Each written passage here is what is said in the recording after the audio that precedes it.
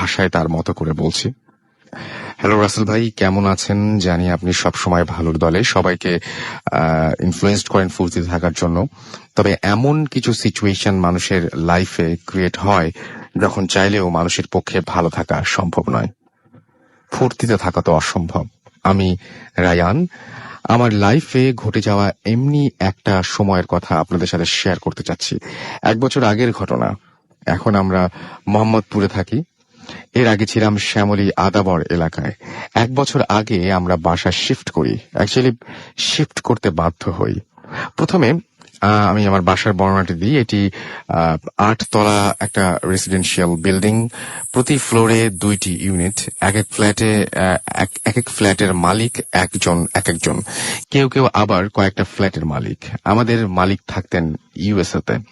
বাসা নেবার পর থেকে আমরা অন্য ফ্ল্যাটে খুব একটা যাওয়া আসা করতাম না। মাঝে মাঝে অন্যান্য ফ্ল্যাটের মানুষের সাথে হয়তো ছাদে পরিচয় হতো, কখনো ফ্ল্যাটের কোনো প্রোগ্রামে।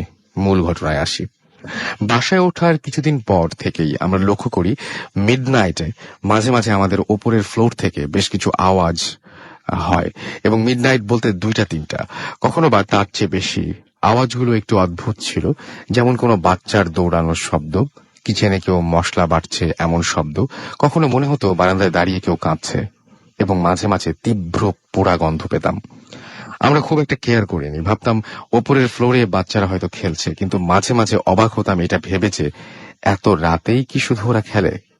অন্য সময় তো কোনো খেলার শব্দ পাই না। আর রান্নাঘরেই বা এত রাতে কি কাজ?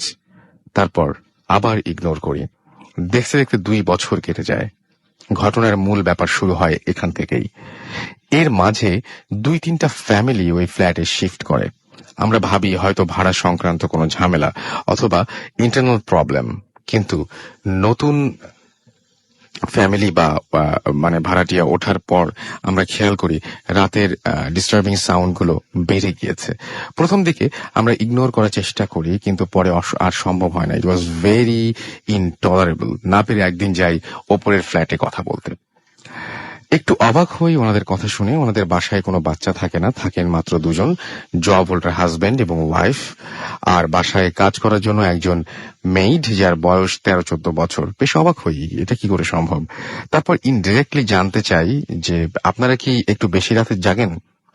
আরো অবাক হলাম আন্টি যখন বললেন আমরা তো একটু তাড়াতাড়ি শুয়ে পড়ি, কারণ সকালে অফিসে যেতে হয়। ওনাকে আর কিছু জিজ্ঞেস না করে বাসায় চলে আসি। আমার প্যারেন্টসদের সাথে ব্যাপারটা আমি আলোচনা করি, ওনাদের অনুরোধ করি এই ব্যাপারে একটু খোঁজ নেয়ার জন্য। আমার মতো ওনারাও খুব দুশ্চিন্তায় ছিলেন। কিছুদিন পর আম্মু ওই বিল্ডিং এর সবচেয়ে পুরনো ফ্যামিলির সাথে কথা বলতে চান। ওনারা বেশ অনেক বছর ধরে এখানে থাকেন। ওই বাসার আন্টিকে আম্মু আগে থেকেই চিনতেন, তাই কোনো ফর্মালিটি না করে সরাসরি পুরো ব্যাপারটা খুলে বললেন এবং জানতে চান যে ওনারা কিছু জানে কিনা। আন্টি প্রথমে একটু অ্যাভয়েড করতে চেষ্টা করলেন, তারপর আম্মুর চিন্তিত অবস্থা দেখে যা বললেন তা হলো এরকম। এই বাড়ি যখন কনস্ট্রাকশন চলে তখন সবচেয়ে প্রথমে আমাদের ওপরের ফ্ল্যাটটা রেডি হয়। ওই ফ্ল্যাটের মালিক যারা তারা তখন ফ্ল্যাটে উঠে যান, যদিও অন্যান্য ফ্ল্যাটগুলো তখন রেডি হয়নি। কনস্ট্রাকশনের কাজ দেখাশোনার জন্য শুধু একজন কেয়ারটেকার থাকতেন। একদিন সন্ধ্যায় ওনাদের মেইড সার্ভেন্টকে বাসায় লক করে বেড়াতে যান। আনফর্চুনেটলি বাসায় তখন আগুন ধরে যায়। যখন ওনারা বাসায় ফেরেন ইট ওয়াজ টু লেট। বাসায় ঢুকে ওনারা দেখেন ম্যাক্সিমাম জিনিস আগুনে পুড়ে গেছে। বেশ খোঁজাখুঁজির পর কিচেনে ঢুকে দেখেন the maid servant was dead. তাই মেয়েটার বয়স ছিল 13-14 বছর, যেটা শুনে আম্মু সবচেয়ে বেশি সারপ্রাইজড হয়। আন্টি আম্মুকে আরো বলেন লাস্ট যেসব ভাড়াটিয়া চলে গিয়েছে তারাও বেশ কিছু অদ্ভুত ঘটনা ফেস করেছে। আম্মু যখন এই কথা আমাদের সাথে শেয়ার করেন আমরা বুঝতে পারি না কি করব। আমি তখন আবারও উপরের ফ্ল্যাটে আন্টিদের সাথে কথা বলতে চাই। আমি আন্টিকে সবকিছু খুলে বলি। তখন আন্টি কিছু এক্সপেরিয়েন্সের কথা আমাদের সাথে শেয়ার করেন। যেমন রাতের বেলা ওনারাও কিচেন থেকে অদ্ভুত আওয়াজ পান। একদিন রাতে আন্টি পানি খেতে ডাইনিং স্পেসে যান, তখন বারান্দায় থাই গ্লাসে একটা বাচ্চার ছায়া দেখতে পান। পেছনে ঘুরে দেখেন ওখানে কেউ নেই। সার্ভেন্ট রুমে গিয়ে দেখেন মেইড দিব্যি ঘুমাচ্ছে। আমি আন্টিকে একটু অ্যালার্ট থাকার সাজেশন দিয়ে বাসায় ফিরে আসি। এভাবেই আরো কিছুদিন কেটে যায়। একদিন সন্ধ্যায় ওপরের ফ্ল্যাটে আন্টি আমাদের বাসায় আসেন। আন্টিকে দেখে খুব টেন্সড মনে হচ্ছিল।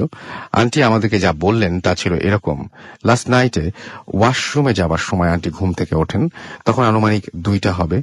ওয়াশরুম থেকে বের হয়ে আন্টি একটা কান্নার আওয়াজ শুনতে পান। একটু খেয়াল করে দেখেন শব্দটা কিচেন থেকে আসছে।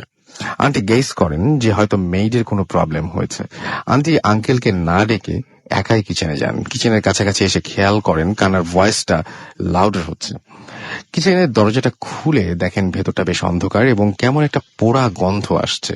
আন্টি লাইট অন করেন এবং যা দেখেন তা আন্টির ভাষায় অনেকটা এরকম: ফ্লোরে বসে সার্ভেন্টটা কাছে 2বার তার নাম ধরে ডাকার পরে সে পেছন ঘুরে তাকায় এবং তার চেহারাটা আননোন। তবে ভয়ঙ্কর ব্যাপার হচ্ছে তার মুখটা আগুনে পোড়া ছিল। আন্টির আর কিছু মনে নেই এরপর কি হয়েছিল। এরপর সকালে যখন আন্টির ঘুম ভাঙে তখন আঙ্কেল আন্টিকে জানান যে গতকাল রাতে আন্টির চিৎকারে আঙ্কেলের ঘুম ভেঙে যায়। আঙ্কেল কিচেনে গিয়ে দেখেন আন্টি সেন্সলেস হয়ে পড়ে আছেন। আঙ্কেল আন্টিকে ঘরে নিয়ে আসেন। সকালে আঙ্কেল আন্টির কাছে জানতে চান কি হয়েছিল। সব শোনার পর ওনারা ডিসাইড করেন এই বাসায় থাকা ওনাদের পক্ষে সম্ভব না এবং ওনারা অলরেডি বাসা ছাড়ার নোটিশ দিয়ে দিয়েছেন এবং 1 দিনের মধ্যে ওনারা বাসা শিফট করবেন। এই ঘটনা শোনার পর আম্মু আব্বুও খুব টেন্সড হয়ে পড়েন। আমাদের কথা চিন্তা করে ওনারা ডিসিশন নেন বাসা শিফট করার। এরপর আমরা নতুন বাসায় উঠি। আমি পার্সোনালি ট্রাই করি ওই আন্টির সাথে কন্ট্যাক্ট করার। আনফর্চুনেটলি তা পসিবল হয়নি। তবে অনেক ট্রাই করেও এই এক্সপেরিয়েন্সটার কথা মন থেকে আজও সরাতে পারেনি। এমন কিছু ঘটনা আমার জানা আছে, তবে এটাই আমার জীবনে ঘটে যাওয়া সবচেয়ে হরেবল এক্সপেরিয়েন্স। তো সেই এক্সপেরিয়েন্সটা উনি আমাদের পাঠিয়েছেন, লাস্টে লিখেছেন, থ্যাংক ইউ রাসেল ভাই আমার এক্সপেরিয়েন্সটা সময় নিয়ে পড়ার জন্য। যদি ভালো লাগে লিসনারদের সাথে শেয়ার করবেন। Thanks again from Ryan. এই ছিল ঘটনা এবং এই ঘটনাটি আপনাদের কাছে আমি পড়ে শোনালাম। আশা করছি আপনারা অনেক এনজয় করেছেন। অলরেডি বেশ কিছু SMS চলে এসেছে, সেই SMS গুলো পড়ে ফেলতে চাই। রিপন আমাদেরকে SMS করেছেন, তার ফার্স্ট SMS তিনি আতিক আমাদের SMS করেছেন মিরপুর 11 থেকে। তিনি বলছেন যে অসম হচ্ছে ভূত FM। আমাদেরকে ইনজামুল SMS করেছেন নরসিংদী থেকে এবং আমাদেরকে তিনি বলছেন যে ভূত FM 13/8/2010 থেকে শুরু হয়েছিল। হ্যাঁ রাইট, আপনি একদমই ঠিক বলেছেন, সেটাই। ভ্যাম্পায়ার তন্ময় আমাদের SMS করেছেন গ্রিন রোড থেকে। আজকের ভূত এফএমটা অনেক হন্টেড তিনি লিখেছেন। বেলায়েত আমাদেরকে মানিকগঞ্জ থেকে SMS করেছেন এবং আমাদেরকে তিনি বলছেন যে তার কাছে অতটা ভালো লাগছে না। মিল্টন নরসিংদী দাসপাড়া থেকে লিখেছেন, SMS করেছেন। রুনি আমাদের SMS করেছেন তেজগাঁও থেকে। আমাদেরকে রূপা SMS করেছেন এবং তিনি বলছেন যে ঘটনাটা বেশ ভুতুরে ছিল। আমাদেরকে ফেরারি সানি সিলেট থেকে SMS করেছেন। তিনি বলছেন যে তার ফ্রেন্ড মিলা এবং তারা হচ্ছে তাকে ভূতে ধরেছে, এরকম একটা কথা বলেছেন আর কি। তার ঘটনা যদি আপনি পাঠাতে চান অবশ্যই আমাদেরকে পাঠাতে পারেন। আমাদের ইমেল অ্যাড্রেস তো আপনি জানেনই, bhutfm@radiofurti.fm। সাগর নেত্রকোনা থেকে আমাকে SMS করেছেন, তিনি লাইট অফ করে ভূত এফএম শুনছেন। আমাদেরকে SMS করেছেন এছাড়াও দেখতে পাচ্ছি অনেক বিশ্বাস ঢাকা থেকে, নাখালপাড়া থেকে SMS করেছেন এবং তিনি জানিয়েছেন যে তিনি একজন নিয়মিত শ্রোতা। আমাদেরকে তিথি SMS করেছেন লক্ষ্মীপুর থেকে এবং তিনি বলছেন যে আজ সরস্বতী পূজা, আমি খুব টায়ার্ড, তবু ভূত এফএম মিস তিনি করছেন না। আমাদেরকে বাপ্পি SMS করেছেন, বাপ্পি দেওয়ান বাংলা কলেজ থেকে। এছাড়া আমাদেরকে SMS করেছেন মোহন এবং মৈত্রী সিলেট থেকে। আমাদেরকে জলি SMS করেছেন, তিনি লিখেছেন আই লাভ ভূত এফএম। শান্তা চট্টগ্রাম থেকে SMS করেছেন এবং তিনি তার ফ্রেন্ড রবিন সহ ভূত এফএম শুনছেন। মিরাজ আমাদের SMS করেছেন বেলি রোড থেকে। আমাদেরকে মিল্টন দাসপাড়া থেকে SMS করেছেন, আজকের ঘটনাগুলো সত্যি অনেক ভালো লাগছে সেটা তিনি জানিয়েছেন। রাফি আমাদের SMS করেছেন বরিশাল থেকে। এছাড়া আমাদেরকে ফয়সাল SMS করেছেন আপন, মহিম, উদয়, আবু, রূপা আরো অনেকে। আপনি যদি SMS করতে চান তাহলে SMS করার নিয়মটি আমি বলে দিচ্ছি। মোবাইলের মেসেজ অপশনে গিয়ে টাইপ করুন ফুর্তি, স্পেস দিয়ে আপনার নাম, স্পেস দিয়ে আপনার মেসেজ পাঠিয়ে দিন 9840 নাম্বারে। চলে যাব আমরা আমাদের প্রথম অতিথির কাছে, আরিফিন। আমরা আরিফিনের কাছে যাচ্ছি এবং তার ঘটনাটি আমরা শুনছি। প্রথম ঘটনাটি প্লিজ আপনি একটু বলবেন। থ্যাংক ইউ রাসেল ভাই। আমি আরিফিন বলছি, HSBC ব্যাংক থেকে আসছি। রাসেল ভাই, আমার কাহিনীটা 1997 সালের। তখন আমি ম্যাট্রিক পরীক্ষা শেষ করে আমার নানু বাড়িতে গ্রামে বেড়াতে যাই। তো আমাদের গ্রামটা হচ্ছে কুমিল্লা দৌলতপুর, ইন্ডিয়ান বর্ডারের খুব কাছাকাছি, গুমতি নদীর পাড়ে। আচ্ছা, ইন্ডিয়ান বর্ডারের কাছে যেই অংশটা, ওটার নাম হচ্ছে সীমন্তপুর। সীমন্তপুরের পরেই হচ্ছে আমাদের গ্রাম, দৌলতপুর গ্রাম। আচ্ছা। তো যখন আমরা ওখানে আমি যখন ওখানে বেড়াতে যাই প্রায় আমি অনেক ধরনের এক্সপেডিশনস নিয়ে ব্যস্ত থাকি। তো আচ্ছা। এরকম একবার 1997 সালে পূর্ণিমার রাত ছিল আমার যতদূর মনে পড়ে। তো আমার সাথে আমার সমস্ত এক্সপেডিশনের একজন ফ্রেন্ড ছিল, ওই গ্রামেরই ছেলে, তার নাম রাজ্জাক, আমার থেকে 3-4 বছরের বড় সে। তো আমি ওকে যথারীতি বলে রাখি, রাত্রেবেলা আমরা প্রায় ঘুরতে বেরোতাম 9টা-10টার পরে। রাত্রেবেলা সবাই যখন ঘুমিয়ে পড়তো আমার নানু বাড়িতে, তখন আমরা ঘুরতে বেরোতাম। তো আমরা এই গ্রাম ও গ্রাম ঘুরতাম। তো ও যথারীতি আমাদের দুজনের জন্য দুটো সাইকেল রেডি করে রাখে, আমরা সাইকেলে করে গুমতি নদীর পাড়ে বেড়াতে চলে যাই। তো পূর্ণিমার রাতে নদীর পাড়ে বসে হাওয়া খাবো, গল্প করব, গান গাবো, এটা অন্যরকম একটা মজা ছিল। তো যথারীতি আমরা চলে যাই 9টা-10টার দিকে গুমতি নদীর পাড়ে গিয়ে ওখানে গল্প করছিলাম। তো রাজ্জাক ওই গ্রামেরই ছেলে ছিল, সে ওখানে বর্ডারে স্মাগলিং এর সাথে কিছু তার জড়িত থাকার কিছু ব্যাপার স্যাপার ছিল। তো সে আমাকে বলেছিল যে ভাইয়া আমাকে আধা ঘন্টার জন্য আপনি একটু ছেড়ে দিবেন, আমার কিছু কাজ আছে, আমি দুটো লোকের সাথে দেখা করব। তো এটা বলে ও ওখান থেকে চলে যায়। এরপর আমি নদীর পাড়ে বসে চুপচাপ, মানে ফাল্গুন মাস ছিল আমার যতদূর মনে পড়ে, হাওয়া খাচ্ছিলাম, পূর্ণিমার রাত ছিল, অদ্ভুত একটা ফিলিং ছিল। তো আমার মনে হয় তন্দ্রা মতো লেগে আসে তখন। হঠাৎ আমি নৌকার বৈঠার আওয়াজ শুনে আমার তন্দ্রাটা ভেঙে যায়। তো আমি, যেটা হয়েছিল যে আমি রাজ্জাক যখন চলে যাচ্ছিল, আমি রাজ্জাককে বলেছিলাম যে রাজ্জাক আমার খুব নদীতে নৌকা ভ্রমণ করতে ইচ্ছা করছে, মানে নৌকা চড়তে ইচ্ছা করছে, কোনোভাবে যদি কোনো জেলে বা মাঝি যদি দেখো কোনো ব্যবস্থা করা যায় কিনা। তো ও বললো যে ভাইয়া এই রাত্রেবেলা, রাত 10টা বাজে, এখন গভীর রাত গ্রামে, এখন আপনি কোনো মাঝি টাঝি এক্সপেক্ট করেন না। তো আমরা যেখানে বসেছিলাম তার কিছু দূর সামনেই হচ্ছে একটা নদীর ঘাট আছে।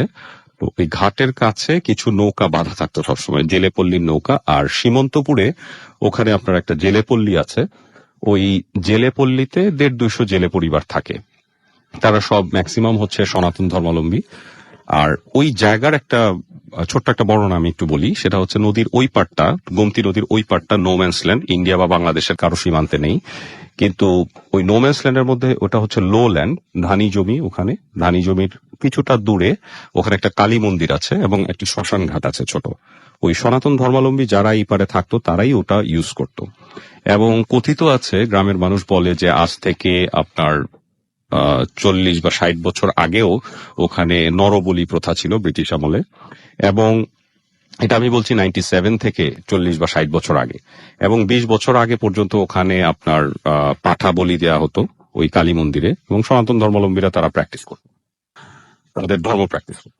তো এরপর থেকে বিভিন্ন ঘটনা এবং এরকম কিছু ইনফ্লুয়েন্সিয়াল কিছু ঘটনার কারণে ওই কালী মন্দিরটা পরিত্যক্ত হয়ে যায়। এবং আমরা ওই গ্রামে যতদূর জানতাম যে ওই মন্দিরটা বিভিন্ন বাজে কাজে ব্যবহার করা হয়, স্মাগলাররা ইউজ করে, তারা তাদের স্টোর হিসেবে ওইটাকে ইউজ করে। তো ওইদিকে কেউ যেতে চেত না, রাতের বেলা অনেক খুন খারাপিও হয়। তো এই exclusively ঘটনাগুলো on আমার তখন জানা ছিল। arthana.com. আমি নদীর পাড়ে বসে যখন এরকম ঝিমুচ্ছিলাম, রাজ্জাক চলে গিয়েছিল, ঠিক ওই মুহূর্তে আমার তন্দ্রাটা ভেঙে যায়। আমি বৈঠার আওয়াজ শুনতে পাই, নৌকার মধ্যে একজন নৌকা বেয়ে আমার দিকে আসছে। তো হঠাৎ আমার মনে হয় যে রাজ্জাক হয়তো যেতে যেতে যেতে যেতে ঘাটের কাছে গিয়ে কোনো মাঝি বা কাউকে দেখেছে, তাকে বলেছে, সামনে আমার কথা বলেছে, বলে আমার দিকে পাঠিয়ে দিয়েছে। তো আমার মনে আছে ওই সময় নদী পার হতে 50 পয়সা লাগতো। তো আমার ধারণা ছিল যে আমি যদি 1 ঘন্টাও মনের ফুর্তি নিয়ে ঘুরি, হাইয়েস্ট হয়তো 10-20 টাকা দিলে মাঝি খুশি হয়ে যাবে। তো আমি যথারীতি চিৎকার করে ডাকতে থাকি, চাচা আমাকে একটু নিয়ে যান, আমাকে একটু একটু নৌকা দিয়ে ঘুরায় নিয়ে আসেন, আমি আপনাকে খুশি করতে দিব। তো আমার কথার কোনো রেসপন্স ছিল না। বাট যিনি নৌকা নিয়ে আসলেন, আমি চাঁদের আলোতে দেখলাম যে বৃদ্ধ মতো একটা মানুষ, সাদা দাড়ি, সাদা চুল, একটা গামছা পেঁচানো তার মুখের মধ্যে, মুখটা পরিষ্কার দেখা যাচ্ছে না, খালি গা, একটা লুঙ্গি পরা, সাদা লুঙ্গি পরা। তো সে নৌকাটা ভেড়ানোর সাথে সাথে আই ওয়াজ সো এক্সাইটেড যে আমি মোটামুটি লাফ দিয়ে উঠে যাই তার নৌকায়। এবং উঠে বসে আমি মানে এত এক্সাইটেড ছিলাম যে আমি হয়তো তার কোনো কথা এক্সপেক্টও করিনি, খেয়ালও করিনি। অলরেডি আমাকে নিয়ে নৌকা চলতে শুরু করেছে। কিছু দূর যাওয়ার পর আমার হঠাৎ মনে হয় যে সে আসলে কোনো রেসপন্স দিচ্ছিল না আমাকে। সে জাস্ট একটা গোঙানির মতো একটা সাউন্ড করছিল, একটা নির্দিষ্ট ইন্টারভাল পর পর এই টাইপের, মানে এই টাইপের একটা সাউন্ড করছিল। মানে তার সাউন্ডের ডেপথ অনেক বেশি ছিল। তো যাই হোক, আমি তার সাথে মানে আমার কথা বাড়ানোর ইচ্ছা থেকেই হোক, আমি জানার চেষ্টা করি, আমি জিজ্ঞেস করি, চাচা আপনার নাম কি, এই সেই। সে যেটা বলে তার নাম হচ্ছে তারামন। 2-3 বার বলার পরে 2-3 বার জিজ্ঞেস করি, তারপরে সে 2-3 বার রেসপন্স করার পরে আমি বুঝতে পারি তার নাম হচ্ছে তারামুন। তারপরে তার ফ্যামিলি সম্পর্কে জানতে চাই, সে বলে যে তার স্ত্রী মারা গেছে, তার একটা মেয়ে আছে, মেয়েটার নাম হচ্ছে বিনা পানি। এবং এইভাবে আমাদের মধ্যে কিছুক্ষণ কথাবার্তা চলে। তো যখন আমি বিনা পানি সম্পর্কে তার কাছে জানতে চাই যে আপনার মেয়ে কি করে, কত বড় হয়েছে, আমি খেয়াল করি যে তার মধ্যে কেমন যেন একটা আক্রোশ, সে প্রচন্ড রেগে যায় এবং আমার কথার জবাব না দিয়ে তার ওই গোঙানির মতো সাউন্ডটা আবার আসতে থাকে। এবং মানে আমি যেহেতু তার গামছা দিয়ে তার মুখটা মোড়া ছিল, আমি ঠিক ক্লিয়ারলি তার চেহারাটা দেখতে পাইনি। তো এইভাবে চলতে চলতে, কথা চলতে চলতে আমি খেয়াল করলাম আমরা প্রায় নদীর মাঝ পার হয়ে ওই পারের দিকে যাচ্ছি। কিছুক্ষণের জন্য আমি নৌকার মধ্যে হেলান দিয়ে আকাশ দেখছিলাম, পরিষ্কার আকাশ ছিল, আমার খুব ভালো লাগছিল পূর্ণিমার রাত।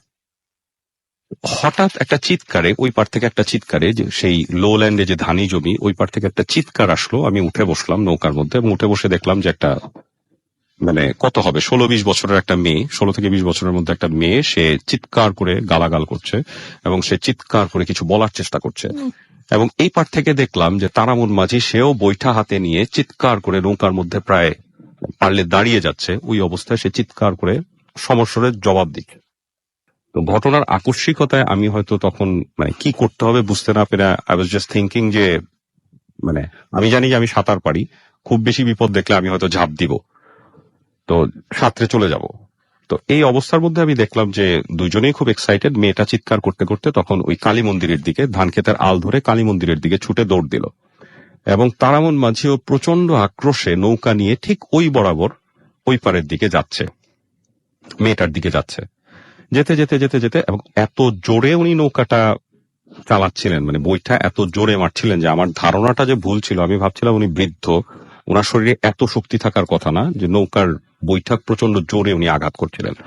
তো যাই হোক, 1.5 থেকে 2 মিনিটের মধ্যে উনি একটা ভালো ডিস্টেন্স কভার করে ওই পারে পৌঁছে যান এবং ওই পারে সে নৌকাটা কোনো মতে ধাক্কা দিয়েই লাফ দিয়ে নেমে মেয়েটার পেছনে ছুটতে থাকেন।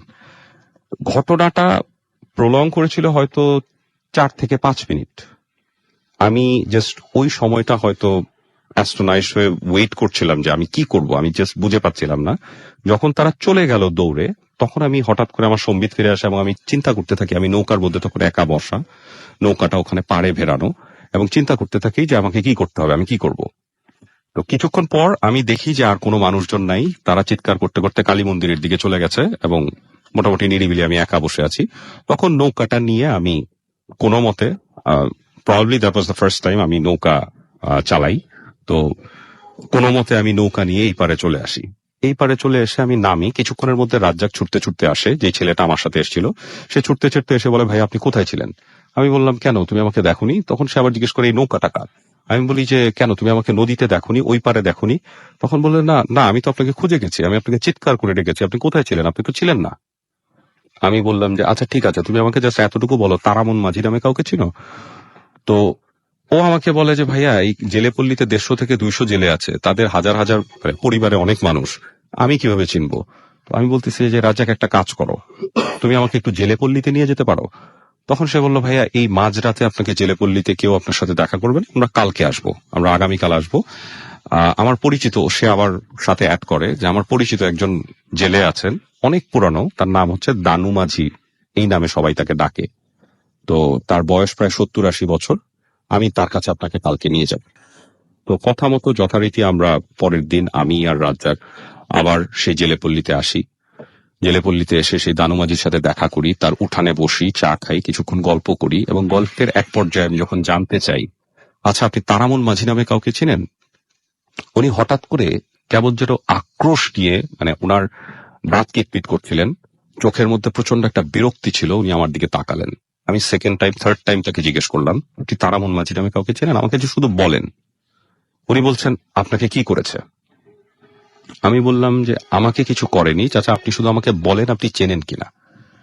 তো উনি কিছুতেই বলতে চাচ্ছিল না, উনি বারবার আমাকে রিপিট কোয়েশ্চেন করছিল যে, আপনাকে কি করেছে, আপনাকে কি করেছে। আমি বললাম যে, আমাকে কিছু করেনি, আপনি শুধু আমাকে বলেন আপনি চেনেন কিনা। তখন বলে যে, হ্যাঁ চিনতাম, আজ থেকে 30 বছর আগে চিনতাম। উনি ছিলেন, উনার ওয়াইফ মারা গেছেন কোন একটা অসুখে, উনার একটা মেয়ে ছিল, নাম বিনা পানি। মেয়েটা একটা মুসলমান ছেলের সাথে, এই গ্রামেরই এক মুসলমান ছেলের সাথে তার প্রেম হয়, প্রেম থেকে তারা ভেগে গিয়ে বিয়ে করে এবং ছেলেটার সাথে মেয়েটা পালিয়ে যায়। তারপর তারামন মাঝি বহুদিন হন্যে হয়ে তাকে খোঁজে এবং একটা সময় তাকে ওই ছেলের কাছ থেকে ধরে নিয়ে আসে জোর করে। ধরে নিয়ে এসে তাকে উনি ডিসাইড করেন যে তাকে তার নানু বাড়িতে পাঠিয়ে দিবেন। নানু বাড়ি অনেক দূর। তো একদিন তাকে তার কাপড় চোপড় সব গুছায় তাকে নিয়ে ওই নদীতেই নৌকা দিয়ে নিয়ে যাচ্ছিলেন তার নানু বাড়ির দিকে। পথে বাবা মেয়েতে প্রচন্ড ঝগড়া হয়। ঝগড়ার এক পর্যায়ে তারামন মাঝি প্রচন্ড ক্ষেপে গিয়ে তার মেয়েকে ওই পানিতে, গোমতী নদীতে ডুবায় মেরে ফেলেন এবং ওই গোমতী নদীতেই তাকে ফেলে দেন। সবাই তাদের দুইজনকে চলে যেতে দেখেছে। পরদিন সকালবেলা যারা দেখেছে, পাড়ের থেকে যারা দেখেছে যে বাবা মেয়েতে এরকম ঝগড়া হচ্ছে, মারামারি হচ্ছে, অনেকে দেখেছে। কেউ কেউ দাবি করেছে যে তারা দেখেছে তারামন মাঝি নিজের হাতে তার মেয়েকে খুন করেছেন। তো পরদিন ওই মেয়ের লাশ পাওয়া যায় নদীতেই, এবং সেই দিন থেকে তারামন মাঝিকে 30-40 বছর পার হয়ে গেছে, তারামন মাঝিকে আর কেউ কোনোদিন কোথাও দেখেনি। তো অনেকে বলে উনি নিজের মেয়েকে মেরে নিজেও আত্মহত্যা করেছে, অনেকে বলেন উনি অনেক দূর কোথাও চলে গিয়েছেন। যাই হোক, এই ঘটনাটা শোনার পর আমি ওখান থেকে চলে আসি। আমার খুব খারাপ লাগতে থাকে একটা সময়। এর পরদিন বিকালবেলা আমি আমার গ্রামেরই আমাদের একটা ফুটবল টুর্নামেন্টের মতো ছিল, আমি পাশের গ্রামের সাথে ফুটবল খেলতে যাই। বৃষ্টি হচ্ছিল। বৃষ্টি হওয়ার পর তারপর আমরা ফুটবল খেলে আমরা পুকুরে ঝাঁপ দিতাম। তো এটা আমাদের একটা মজা ছিল। তো আমি রাজ্জাককে বলি, রাজ্জাক চল আমরা বড় পুকুরে গিয়ে ঝাঁপ দিব। তো রাজ্জাক বলে, ভাইয়া আমার জ্বর আসবে, আপনি ঝাঁপ দেন। তো আমি একাই যাই, আমি বড় পুকুরে গিয়ে ঝাঁপ দিয়ে আমি কিনারে দাঁড়ায়, আমার যতটুকু মনে আছে বুক পানি ছিল, আমি গোসল করতে থাকি। গোসল করে আমি জাস্ট পানিতে ডুব দিলাম। পানিতে ডুব দিয়ে আমি যখন চোখ খুললাম, আমি দেখলাম সবুজ পানি, এবং সেই পানির মধ্যে আমি পরিষ্কার দেখতে পেলাম যে একটা মেয়ে 16 থেকে 20 বছরের মতো বয়স হবে, সে চিৎকার করছে। আমি তার বিভৎস চেহারাটা দেখলাম, সে প্রচন্ড জোরে চিৎকার করছে, তাকে কেউ জোর করে পানির নিচে ডুবিয়ে মেরে ফেলছে। এবং আমি এটা হজম করতে পারছিলাম না, আমার সারা গা কাঁপছিল। আমি পানি থেকে উঠে আসার চেষ্টা করি। যখন আমি উঠে আসতে চাচ্ছিলাম, আমি দেখলাম আমার মাথার উপর পানি শেষ হচ্ছে না। আমি 7-8 কাটছি অনেক দূর পর্যন্ত, এবং একটা পর্যায়ে আমি দুর্বল হয়ে পড়ি। ঘটনাটা 3-4 মিনিট ধরে ঘটতে থাকে হয়তোবা, বাট আমার কাছে মনে হচ্ছিল যে আমি বহু সময় ধরে সাঁতার কাটছি পানির উপরে আসার জন্য। আমি চেষ্টা করতে থাকি উপরে ওঠার। একটা পর্যায়ে আমার হাত পা কাঁপতে থাকে এবং আমি মনে মনে আয়াতুল কুরসি মনে করতে থাকি। আমার ধারণা ছিল না, আমার ধারণা হচ্ছিল যে আমি হয়তো ওখানেই শেষ হয়ে যাব।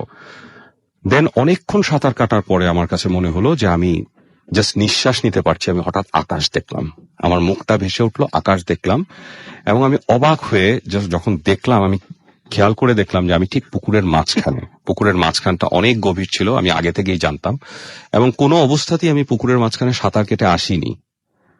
তো রাসেল ভাই, আমার ঘটনাটা এখানেই শেষ হয়। আমি এখনো যখন এই ঘটনাটা মনে করি আমার গা শিউরে ওঠে। ওকে, আপনাকে অনেক অনেক অনেক অনেক ধন্যবাদ এমন একটা চমৎকার ঘটনার জন্য। আমরা আরো একবার জানিয়ে দিতে চাই, আপনারা শুনছেন সবসময় রেডিও ফুর্তি, চলছে ভূত FM hunted by Airtel.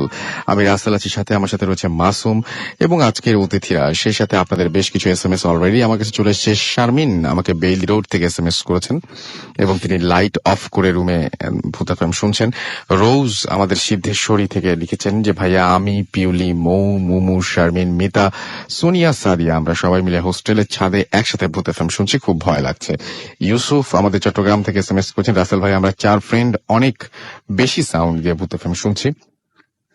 Arman 27 লিখেছেন যে রাসেল ভাই ফার্স্ট গেস্ট সম্পর্কে তিনি জানতে চান। হ্যাঁ, ফার্স্ট গেস্ট হচ্ছে আরিফিন, ওনারা পরিচয় দিয়েছেন।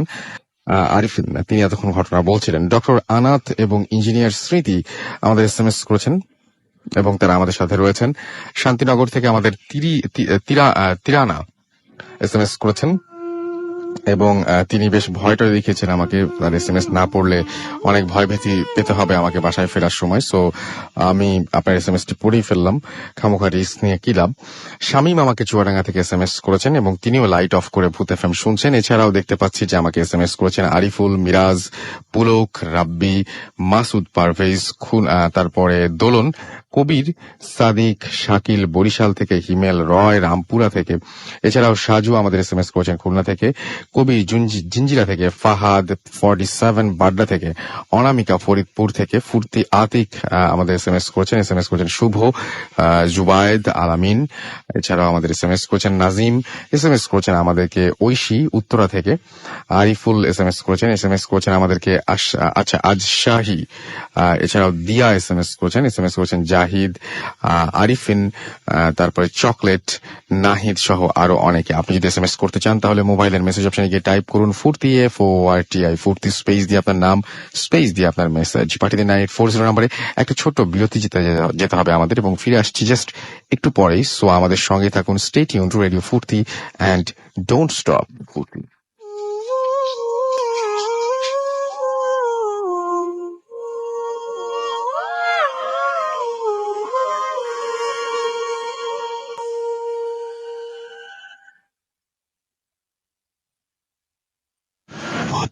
FM haunted by Airtel.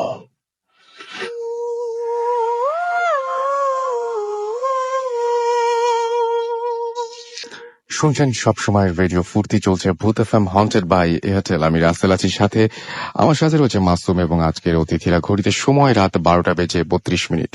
ভূত FM হন্টেড বাই এয়ারটেল আবারও একবার আপনাদের স্বাগত জানাচ্ছি। কারো ভয় লাগে, কারো ভালো লাগে, কারো কখনোই ভয় লাগে না, তবুও ভূত FM চলছে এবং আপনারা SMS পাঠাচ্ছেন। SMS পাঠানোর নিয়মটি হচ্ছে ফুর্তি স্পেস দিয়ে আপনার নাম, স্পেস দিয়ে আপনার মেসেজ পাঠিয়ে দিন 9840 নম্বরে। আমরা সবসময় আপনাদের বলে এসেছি যে আপনাদের কথা চিন্তা করে আমরা প্রতি মুহূর্তেই চিন্তা করছি যে কিভাবে আপনাদেরকে আরো ভালো লাগানো যায়, কিভাবে আপনাদেরকে আরো নতুন নতুন সব জিনিস উপহার দেয়া যায়। তো আমরা এরকম বিভিন্ন ভাবে প্রোগ্রামটা নানান রকম ভাবে উপস্থাপন করে আপনাদেরকে চেষ্টা করেছি ভালো লাগাতে। আশা করছি আজকেও আপনাদের ভালো লাগছে। আজকেও আমাদের একটা ছোট্ট প্রচেষ্টা আছে। এই মুহূর্তে যিনি ঘটনা বলবেন তার নামটি আমি বলার আগে তার একটু ভূমিকা দিব এবং সেই ভূমিকাটা আমি এভাবে দিব না, ভূমিকাটা দিবে মাসুম। মাসুম প্লিজ একটু ভূমিকা দেই যিনি এখন ঘটনা বলবেন। মাইলস থেকে কিছু গান এবং আপনারা বুঝতেই পারছেন যে মাইলস এর কেউ আমাদের নেক্সট গেস্ট এবং আমাদের সঙ্গে এই মুহূর্তে আমরা যে ঘটনাটি আপনাদের সামনে উপস্থাপন করছি, আমাদের সেই ঘটনাটি আমরা কালেক্ট করেছি যার কাছ থেকে। তিনি আর কেউ নন, তিনি হচ্ছেন শাফিন আহমেদ। আমরা আর কোনো কথা না বলে শাফিন আহমেদের ঘটনায় চলে যাচ্ছি।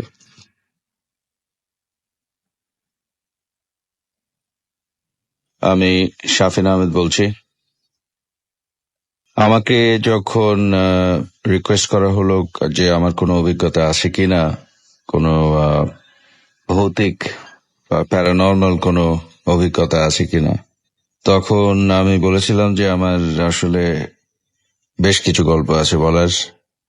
তো সেখান থেকে আজকে একটা গল্প বলবো, গল্প তো নয়, একটা কাহিনী বলবো, সেটা আমার ছোটকালের দেখা, ছোটকালের অভিজ্ঞতা। এটা বেশ ভয়ানক ছিল, ওই বয়সের জন্য বেশ ভীতিকর। এটা স্টোরিটা অ্যাকচুয়ালি কলকাতার, আমার জন্ম কলকাতায়। তো এবং শুরুর দিকের কয়েক বছর কলকাতায় কেটেছে।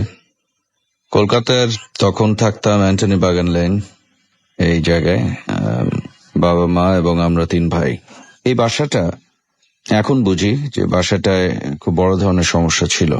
এটা একটা একতলা বাসা ছিল, 2 কি 3 বেডরুম, বারান্দা, পিছন দিকে খোলা কিছুটা বাগান এবং বাগানের শেষ মাথায় বেশ কিছু বড় বড় গাছ, কলা গাছ এবং আদার বড় বড় গাছ রয়েছে, এবং বাউন্ডারি ওয়ালের পিছনে অন্যান্য বাসা ইত্যাদি। ছোটকালের ঘটনা হলেও এটা যেহেতু মনে বড় ধরনের দাগ কেটেছে, আমার পরিষ্কার মনে আছে। দ্যাট ইজ কয়েকটা ঘটনায় বাসায়। একটা বলি, যেমন আমরা 3 ভাই এক ঘরে শুয়ে আছি। একদিন রাতে শুয়ে আছি, বাবা মা পাশে ঘরে শুয়ে আছি। আমি দেখলাম ঘরের আধা অন্ধকার ঘরে দেওয়াল দিয়ে কিছুটা লাইট জ্বালানো থাকতো যেহেতু আমরা ছোট থাকতাম। দেওয়ালে একটা বড় হাতের ছাপ নড়ছে ঘুরছে, দেওয়াল বেয়ে একটা ছায়া যেভাবে মুভ করে, একটা হাতের ছায়া মুভ করছে দেওয়ালের উপরে। আহ, হাতের সাইজটা যেটা দেখলাম সেটা হবে আনুমানিক প্রায় 2 ফিট মতো লম্বা। আম, বলতে রিস্ট পর্যন্ত, কিন্তু হাত এবং রিস্ট পর্যন্ত, এলবো পর্যন্ত না। তো একটা বেশ বড় একটা হাতের ছায়া ঘুরে বেড়াচ্ছে হাতে, ঘরের দেওয়ালে দেওয়ালে। এবং এক পর্যায়ে এই ছায়াটা আমাদের শরীরের উপর দিয়ে যায়। শরীরের উপর দিয়ে গেলে যাওয়ার পরে তার পরের দিন থেকেই আমরা খুব বেশ বড়ভাবে অসুস্থ হয়ে যাই। বেশ বড় ধরনের জ্বর এবং নানা ধরনের অসুস্থতা, 3 জনেরই স্বাস্থ্য একদম খুব সিরিয়াস প্রবলেম হয়ে গেল পরের দিন থেকেই। এ বাসাতে প্রতিদিন রাতে শুতে যেতাম যখন, তখন শুনতাম বারান্দার পিছনে যে বাগানের এলাকাটা রয়েছে বললাম, সেখানে একটা চৌবাচ্চা ছিল। চৌবাচ্চা মানে যে একটা পানি স্টোর করার যে হাউসটা, ওপেন পানি স্টোর করা থাকতো ওখানে। এই চৌবাচ্চায় প্রতিদিন রাতে আমি শুনতাম ঝপঝপ করে কেউ গোসল করছে। আমরা যখন ঘুমাচ্ছি তখন কেউ গোসল করছে। সারা রাত ওই মগ দিয়ে পানি তুললে ঢাললে যে আওয়াজটা হয়, পানিটা হঠাৎ মাটিতে পড়ে যে আওয়াজটা হয়, ওই রকম আওয়াজ। ঝপঝপ করে সারা রাত ধরে পানি দিয়ে মনে হয় কেউ গোসল করছে। এবং সকালে উঠতাম, উঠে চৌবাচ্চায় গিয়ে দেখি চৌবাচ্চা খালি। প্রতিদিন চৌবাচ্চা সকালে খালি, রাতের বেলা ভরা হতো, দিনের বেলা ভরা হতো, রাতে ভরা থাকতো। সে অবস্থায় আমরা ঘুমাতে যেতাম। সকালে উঠে দেখতাম চৌবাচ্চা খালি এবং সারা রাত এই কারো গোসল করার আওয়াজ পাচ্ছি। তারপরে এই বাসাতেই একটা কাজের মেয়ে লোক এসেছিল কাজ করতে, এবং আমাদের একটা ঘরে খুব বাজে ধরনের একটা গন্ধ আসতে শুরু করে একদিন। এবং আমরা কিছুদিন পরে বুঝলাম যে যে মেয়ে লোকটা কাজ করতে এসেছিল তার বড় ধরনের সমস্যা ছিল। তার বাচ্চা হলো, আমাদের এখানে কাজ করে থাকা অবস্থায় বাচ্চাটা মারা গেল। কিন্তু শি ওয়াজ লাইক, যেটাকে আমরা পিশাচ বলি অনেকে, মানে খুব পরিষ্কার না, তার নানা ধরনের সমস্যা ছিল এবং শি ওয়াজ পজেসড হওয়ার কারণে তার বাচ্চাটা মারা যায় জন্মের পরপরই। তো এ বাসার থেকে এসব ঘটনা পরপর হওয়ার কিছুদিন পরে আমরা এখান থেকে চলে যেতে বাধ্য হই। এখান থেকে চলে যাই আমরা। এই ঘটনাটা আমার পরিষ্কার মনে আছে। এটা গেল আমার কলকাতার ছোটকালের গল্প। একটা সাম্প্রতিক সময়ের গল্প বলি। আজ থেকে হয়তো 10 বছর হবে, মানে আমি বড় হওয়ার পরে। আমি উত্তরায় থাকতাম তখন। উত্তরায় থাকতাম, অফিস করতাম মতিঝিলে, আর ব্যান্ডের প্র্যাকটিস করতাম ফার্ম গেটের তেজগাঁও থানার পাশে। আমি শাফিন আহমেদ বলছি। এই সময় যখন উত্তরায় থাকতাম তখন আমি গাড়ি চালিয়ে সকালবেলা বেরোতাম উত্তরা থেকে, গাড়ি চালিয়ে মতিঝিল যেতাম। সারাদিন অফিস করে পিছনে, গাড়ির পিছনে একটা ব্যাগ থাকতো, সে ব্যাগ নিয়ে ফার্ম গেটে প্র্যাকটিস করতে যেতাম। সেখানে কাপড় বদলে চেঞ্জ করে কমফোর্টেবল কাপড় জামা পরে প্র্যাকটিস করে গভীর রাতে বাসায় ফিরতাম। গভীর রাত বলতে 12টা তো বাজতই। এরকম বছরের পর বছর চলছে। একদিন আমি ফিরছি গাড়ি ড্রাইভ করে, আমি যাচ্ছি এয়ারপোর্ট রোড দিয়ে উত্তরার দিকে যাচ্ছি। তখন এয়ারপোর্ট রোডে ডিভাইডার দেওয়া হয়ে গেছে, এখন যে ডিভাইডারটা দেখা যায় এটাই। ওই সময় আমি যেহেতু 10-12 বছর আগের কথা বলছি, এতটা বিজি ছিল না রাস্তা, এবং রাস্তার দুপাশে এখন যেরকম নিকুঞ্জ হয়েছে এলাকাটা, তখন ওই এলাকাটা কিন্তু খালি ছিল এবং ঢালু, মোটামুটি চাষাবাদের জমি, এর বেশি কিছু না। খুব কম, ইভেন যদি খড়ের ঘর বা টিনের ঘরও চিন্তা করি, সেগুলো খুব একটা চোখে পড়ে না, এরকম একটা অবস্থা। এয়ারপোর্ট রোড দিয়ে উত্তরের দিকে যাচ্ছি, 4 নম্বর সেক্টরে থাকতাম। আমার আশপাশে আর কোনো গাড়ি নেই। আমার আশপাশে, অর্থাৎ আমি যে দিক দিয়ে যাচ্ছি উত্তরের দিকে, সামনে বা পিছনে কোনো গাড়ি নেই। আপাতত শুধু আমার গাড়িটাই চলছে। আমার দৃষ্টিতে আমার থেকে প্রায়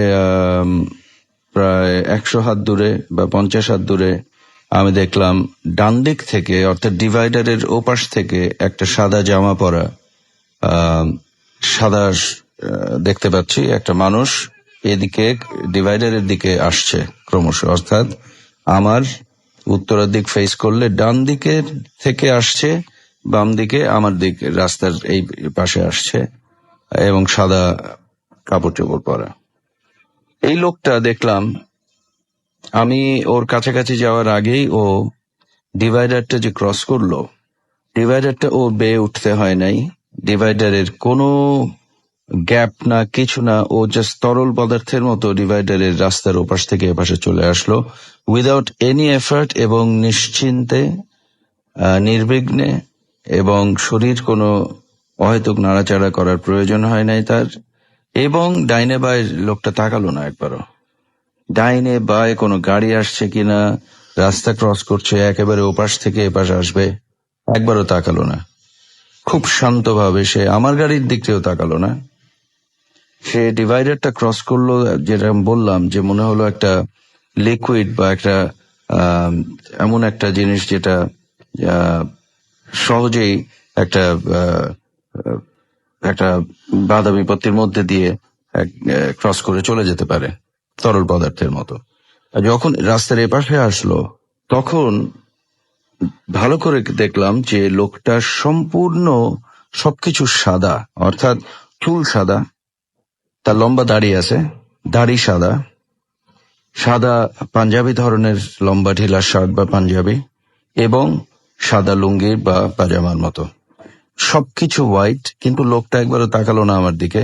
ডিভাইডারটা ক্রস করলো পানির মতো, ক্রস করে ওপাশ দিয়ে হেঁটে নেমে চলে গেল বাম দিকে যেখানে ঢালু, এবং হারিয়ে গেল সম্পূর্ণ। সাদা জিনিসটা অন্ধকারেও কিন্তু একটা সাদা পোশাক পরা মানুষকে দেখা যাবে কিছুটা হলেও, এবং রাস্তায় তো কিছু লাইট জ্বলছে। বাম দিকে যখন চলে গেল ঢালু দিয়ে, রাস্তাটা ক্রস করার পরপরই তাকে আর আমি দেখতে পেলাম না। আমি তার পজিশনটা যখন ক্রস করলাম তখন আমাকে স্ট্রাইক করলো, মাথায় যে স্ট্রাইক করলো যে এটা কি হলো, কি দেখলাম এটা, সারা আশপাশে একটা মানুষ নাই, আর একটা গাড়ি নাই, লোকটা সম্পূর্ণ সাদা পোশাক পরা ক্রস করছে এবং সাদা দাড়ি সাদা চুল। এটা কিভাবে ক্রস করলো লোকটা? আমি কিন্তু তখন গাড়ির স্পিড কিছুটা স্লো করেছি। আমি জাস্ট চিন্তা করলো হোয়াট ইজ হ্যাপনিং, কি হলো এটা, জিনিসটা আমি কি দেখলাম এইমাত্র। তারপরে আমি গাড়ি স্লো করে বাম দিকে তাকালাম যে লোকটা যে রাস্তার ওপাশে গেল, ওপাশে আছে কি। আমি তো আগে দেখলাম ওপাশে কিছুই নেই, কিন্তু লোকটাও নেই। লোকটা মিলিয়ে গেল সম্পূর্ণ, মানে বাম দিকে রাস্তা ক্রস করার পরপরই লোকটা জাস্ট হারিয়ে গেল অন্ধকারে। আমি দেখলামই না। এবং আমি জানি রাস্তা ক্রস ডেইলি যেহেতু ওখানে করছি, ওখানে কোনো ঘর নাই, কোনো বাড়ি নাই, কিছুই ছিল না। এবং এই জিনিসটা আমার কাছে খুব অস্বাভাবিক লেগেছে।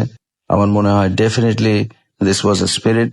এবং এটা যেভাবে রাস্তা ক্রস করলো, যেভাবে ওপাশে গিয়ে হারিয়ে গেল, এরকম আর এই সাদা পোশাক পরা সর্ট অফ মানুষজনের গল্প বা ভূতের গল্প আমার আশপাশে আরো অনেকের থেকে শুনেছি, যারা এরকম কাহিনীর মুখোমুখি হয়েছে ঘটনার, তাদের কাছে শুনেছি সব সময় it happens to be white, it happens to be white. এই মুহূর্তে মনে হচ্ছে আমার এক কাজিনের চিটাগং এর একটা রাস্তায় দেখেছিল, একদিকে পাহাড় একদিকে রাস্তা, একটা মহিলা গাড়ির সামনে এসে দাঁড়ালো, চোখ দিয়ে পানি পড়ছে, সাদা শাড়ি পরা, এবং সেও ওরকম হাওয়ায় মিশিয়ে গেল।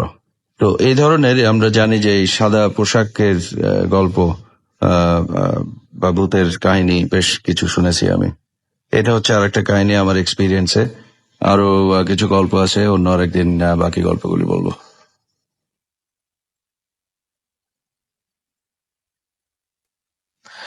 থ্যাংক ইউ শাফিন ভাই, এবং অনেক ব্যস্ততার মাঝখানেও শাফিন আহমেদ আমাদের সময় দিয়েছেন ভূত এফএমে।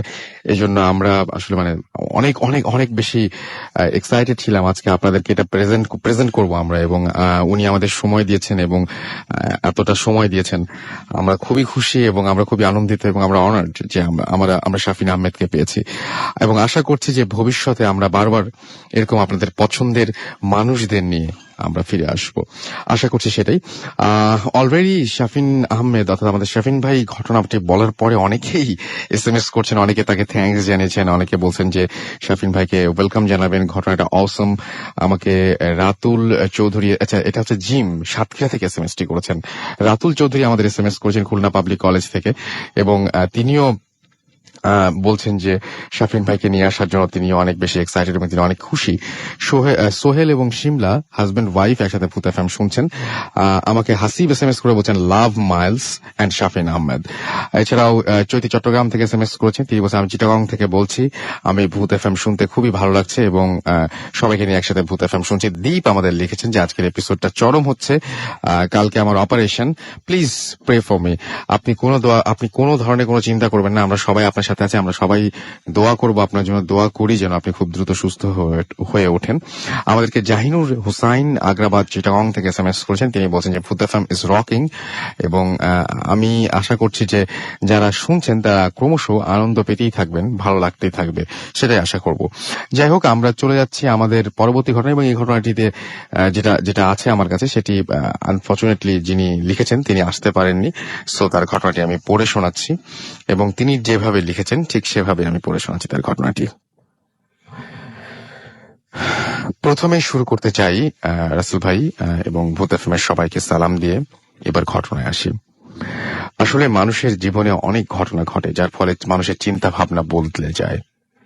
আমার জীবনে ঘটে যাওয়া যে ঘটনাটি আপনাদের সাথে শেয়ার করব সেটা কিছুটা হলেও আমার চিন্তা ধারণাকে বদলে দিয়েছে, কারণ ঘটনাটি ভৌতিক বিষয়ে আমার বিশ্বাস বাড়িয়ে দিয়েছে। আমার নাম সিনথিয়া, আমি ঢাকায় থাকি। ঘটনাটি ঘটে আমার বিয়ের পর শ্বশুর বাড়িতে। আমার হাজবেন্ডের বাসা গুলশানে, যদিও বিয়ের আগে ওই বাসায় আমার যাওয়া আশা ছিল, কিন্তু কখনোই অস্বাভাবিক কিছু শুনিনি। ওদের বাসাটা দ্বিতীয় তলা, তবে ছাদের অর্ধেকটাতে বড় একটা হল রুম আছে যার ভেতরে আমাদের বেডরুম। আমাদের বেডরুমের সাথে বাথরুমটা বেশ বড় এবং লম্বা। একপাশে অনেকটা খালি জায়গা যেখানে আমরা একটি ড্রেসিং টেবিল রেখে দিয়েছিলাম, যেটি আমাদের বিছানা থেকে দেখা যেত। ড্রেসিং টেবিলের আয়নাটি বেশ বড় ছিল, আমাদের বাথরুমের জানলাটিও বেশ বড়। বলে রাখা দরকার, আমার হাজবেন্ডের একটি ডোবারম্যান কুকুর ছিল যেটি এখন আর নেই। ওর নাম ছিল মিশেল খুবই ট্রেন্ড একটি প্রাণী ছিল এবং আমাদের সব কথা শুনতো, বুঝতো। সারাদিন ও ছাদে ছাড়া থাকতো, কিন্তু রাতে আমরা ওকে আমাদের রুমে রাখতাম। ও আমাদের বেডের পাশে ঘুমাতো। রাতে মিশেল কখনোই বাইরে যেতে চাইতো না। সকালে ওর বাথরুমে যাওয়ার দরকার হলে কোনোভাবে খাটের চাদর টানতো, তখন আমরা গেট খুলে তাকে বাইরে নিয়ে যেতাম। আমার রাতে ঘুমানোর আগে দোয়া পড়ার অভ্যেস আছে, দোয়া না পড়ে আমি ঘুমোতে পারি না। Exclusively on আমার হাজবেন্ড artana.com. ঘুমিয়ে যাওয়ার পর আমি একা জেগেছিলাম। মিশেল খাটের পাশে শুয়েছিল, আমি যথারীতি দোয়া পড়ছিলাম। রুম অন্ধকার ছিল, কিন্তু বাথরুমের জানলা দিয়ে বাইরের আলো আসতো বলে বাথরুমের সবকিছুই পরিষ্কার দেখা যাচ্ছিল। আমার দোয়া পড়তে পড়তে কেন যেন হঠাৎ চোখ গেল বাথরুমে রাখা ড্রেসিং টেবিলের আয়নাটাতে। হঠাৎ দেখলাম আনুমানিক 10-12 বছরের একটি মেয়ে ড্রেসিং টেবিলের সামনে দাঁড়িয়ে আছে। ওর চুল এলোমেলো, অপরিষ্কার এবং পিঠ পর্যন্ত লম্বা ছিল। গায়ের জামাটা ময়লা, হাত কাটা এবং কয়েক জায়গাতে ছেঁড়া ছিল, তবে জামার রং বুঝতে পারিনি। স্পষ্ট দেখলাম ও আয়নার সামনে দাঁড়িয়ে নিজেকে দেখছে। ওর বাঁ হাত দিয়ে ওর ডান সাইডের চুল ধরছে। আমি ওকে খুব একটু ভালো করে খেয়াল করলাম, ঠিক বিশ্বাস হচ্ছিল না কি দেখছি। হঠাৎ ও আয়নার মাধ্যমে আমাকে দেখলো এবং এক দৃষ্টি দিয়ে তাকিয়ে থাকলো। আমি সাথে সাথে ভাবলাম আর না, আমার হাজবেন্ডকে ডেকে তোলা দরকার। কিন্তু আমি কিছু বলার আগেই খাটের পাশে শুয়ে থাকা মিশেল বাথরুমের দিকে তাকিয়ে জোরে জোরে চিল্লাতে শুরু করলো। ওর ডাকে আমার ভয়ে অবস্থা খারাপ। আমার হাজবেন্ডের সাথে সাথে উঠে লাইট অন করে মিশেলকে চুপ করতে বলল, কিন্তু মিশেল কোনোভাবেই আর সেই মুহূর্তে রুমে থাকতে চাইল না। বাধ্য হয়ে আমার হাজবেন্ড ওকে গেট খুলে বের করে দিল। ঘড়িতে তখন দেখি 2:45 বাজে। আমি আমার হাজবেন্ডকে কিছু বললাম না, শুধু ওকে বললাম বাথরুমের গেটটা বন্ধ করে দাও। পরদিন সকালে আমি বাসার সবাইকে রাতের ঘটনাটা বললাম।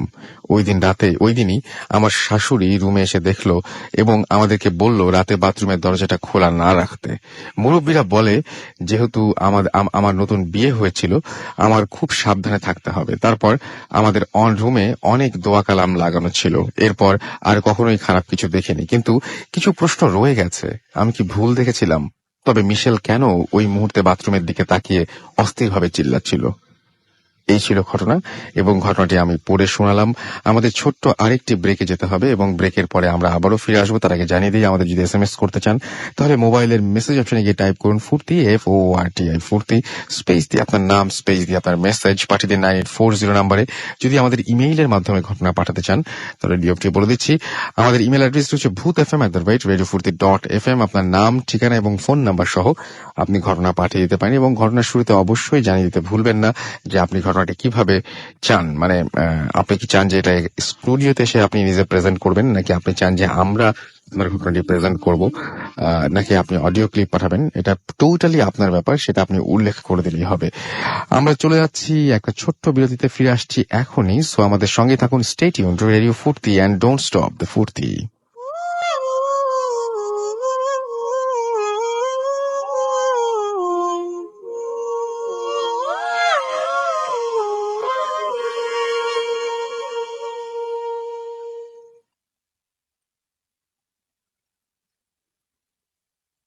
Hood FM, haunted by Airtel.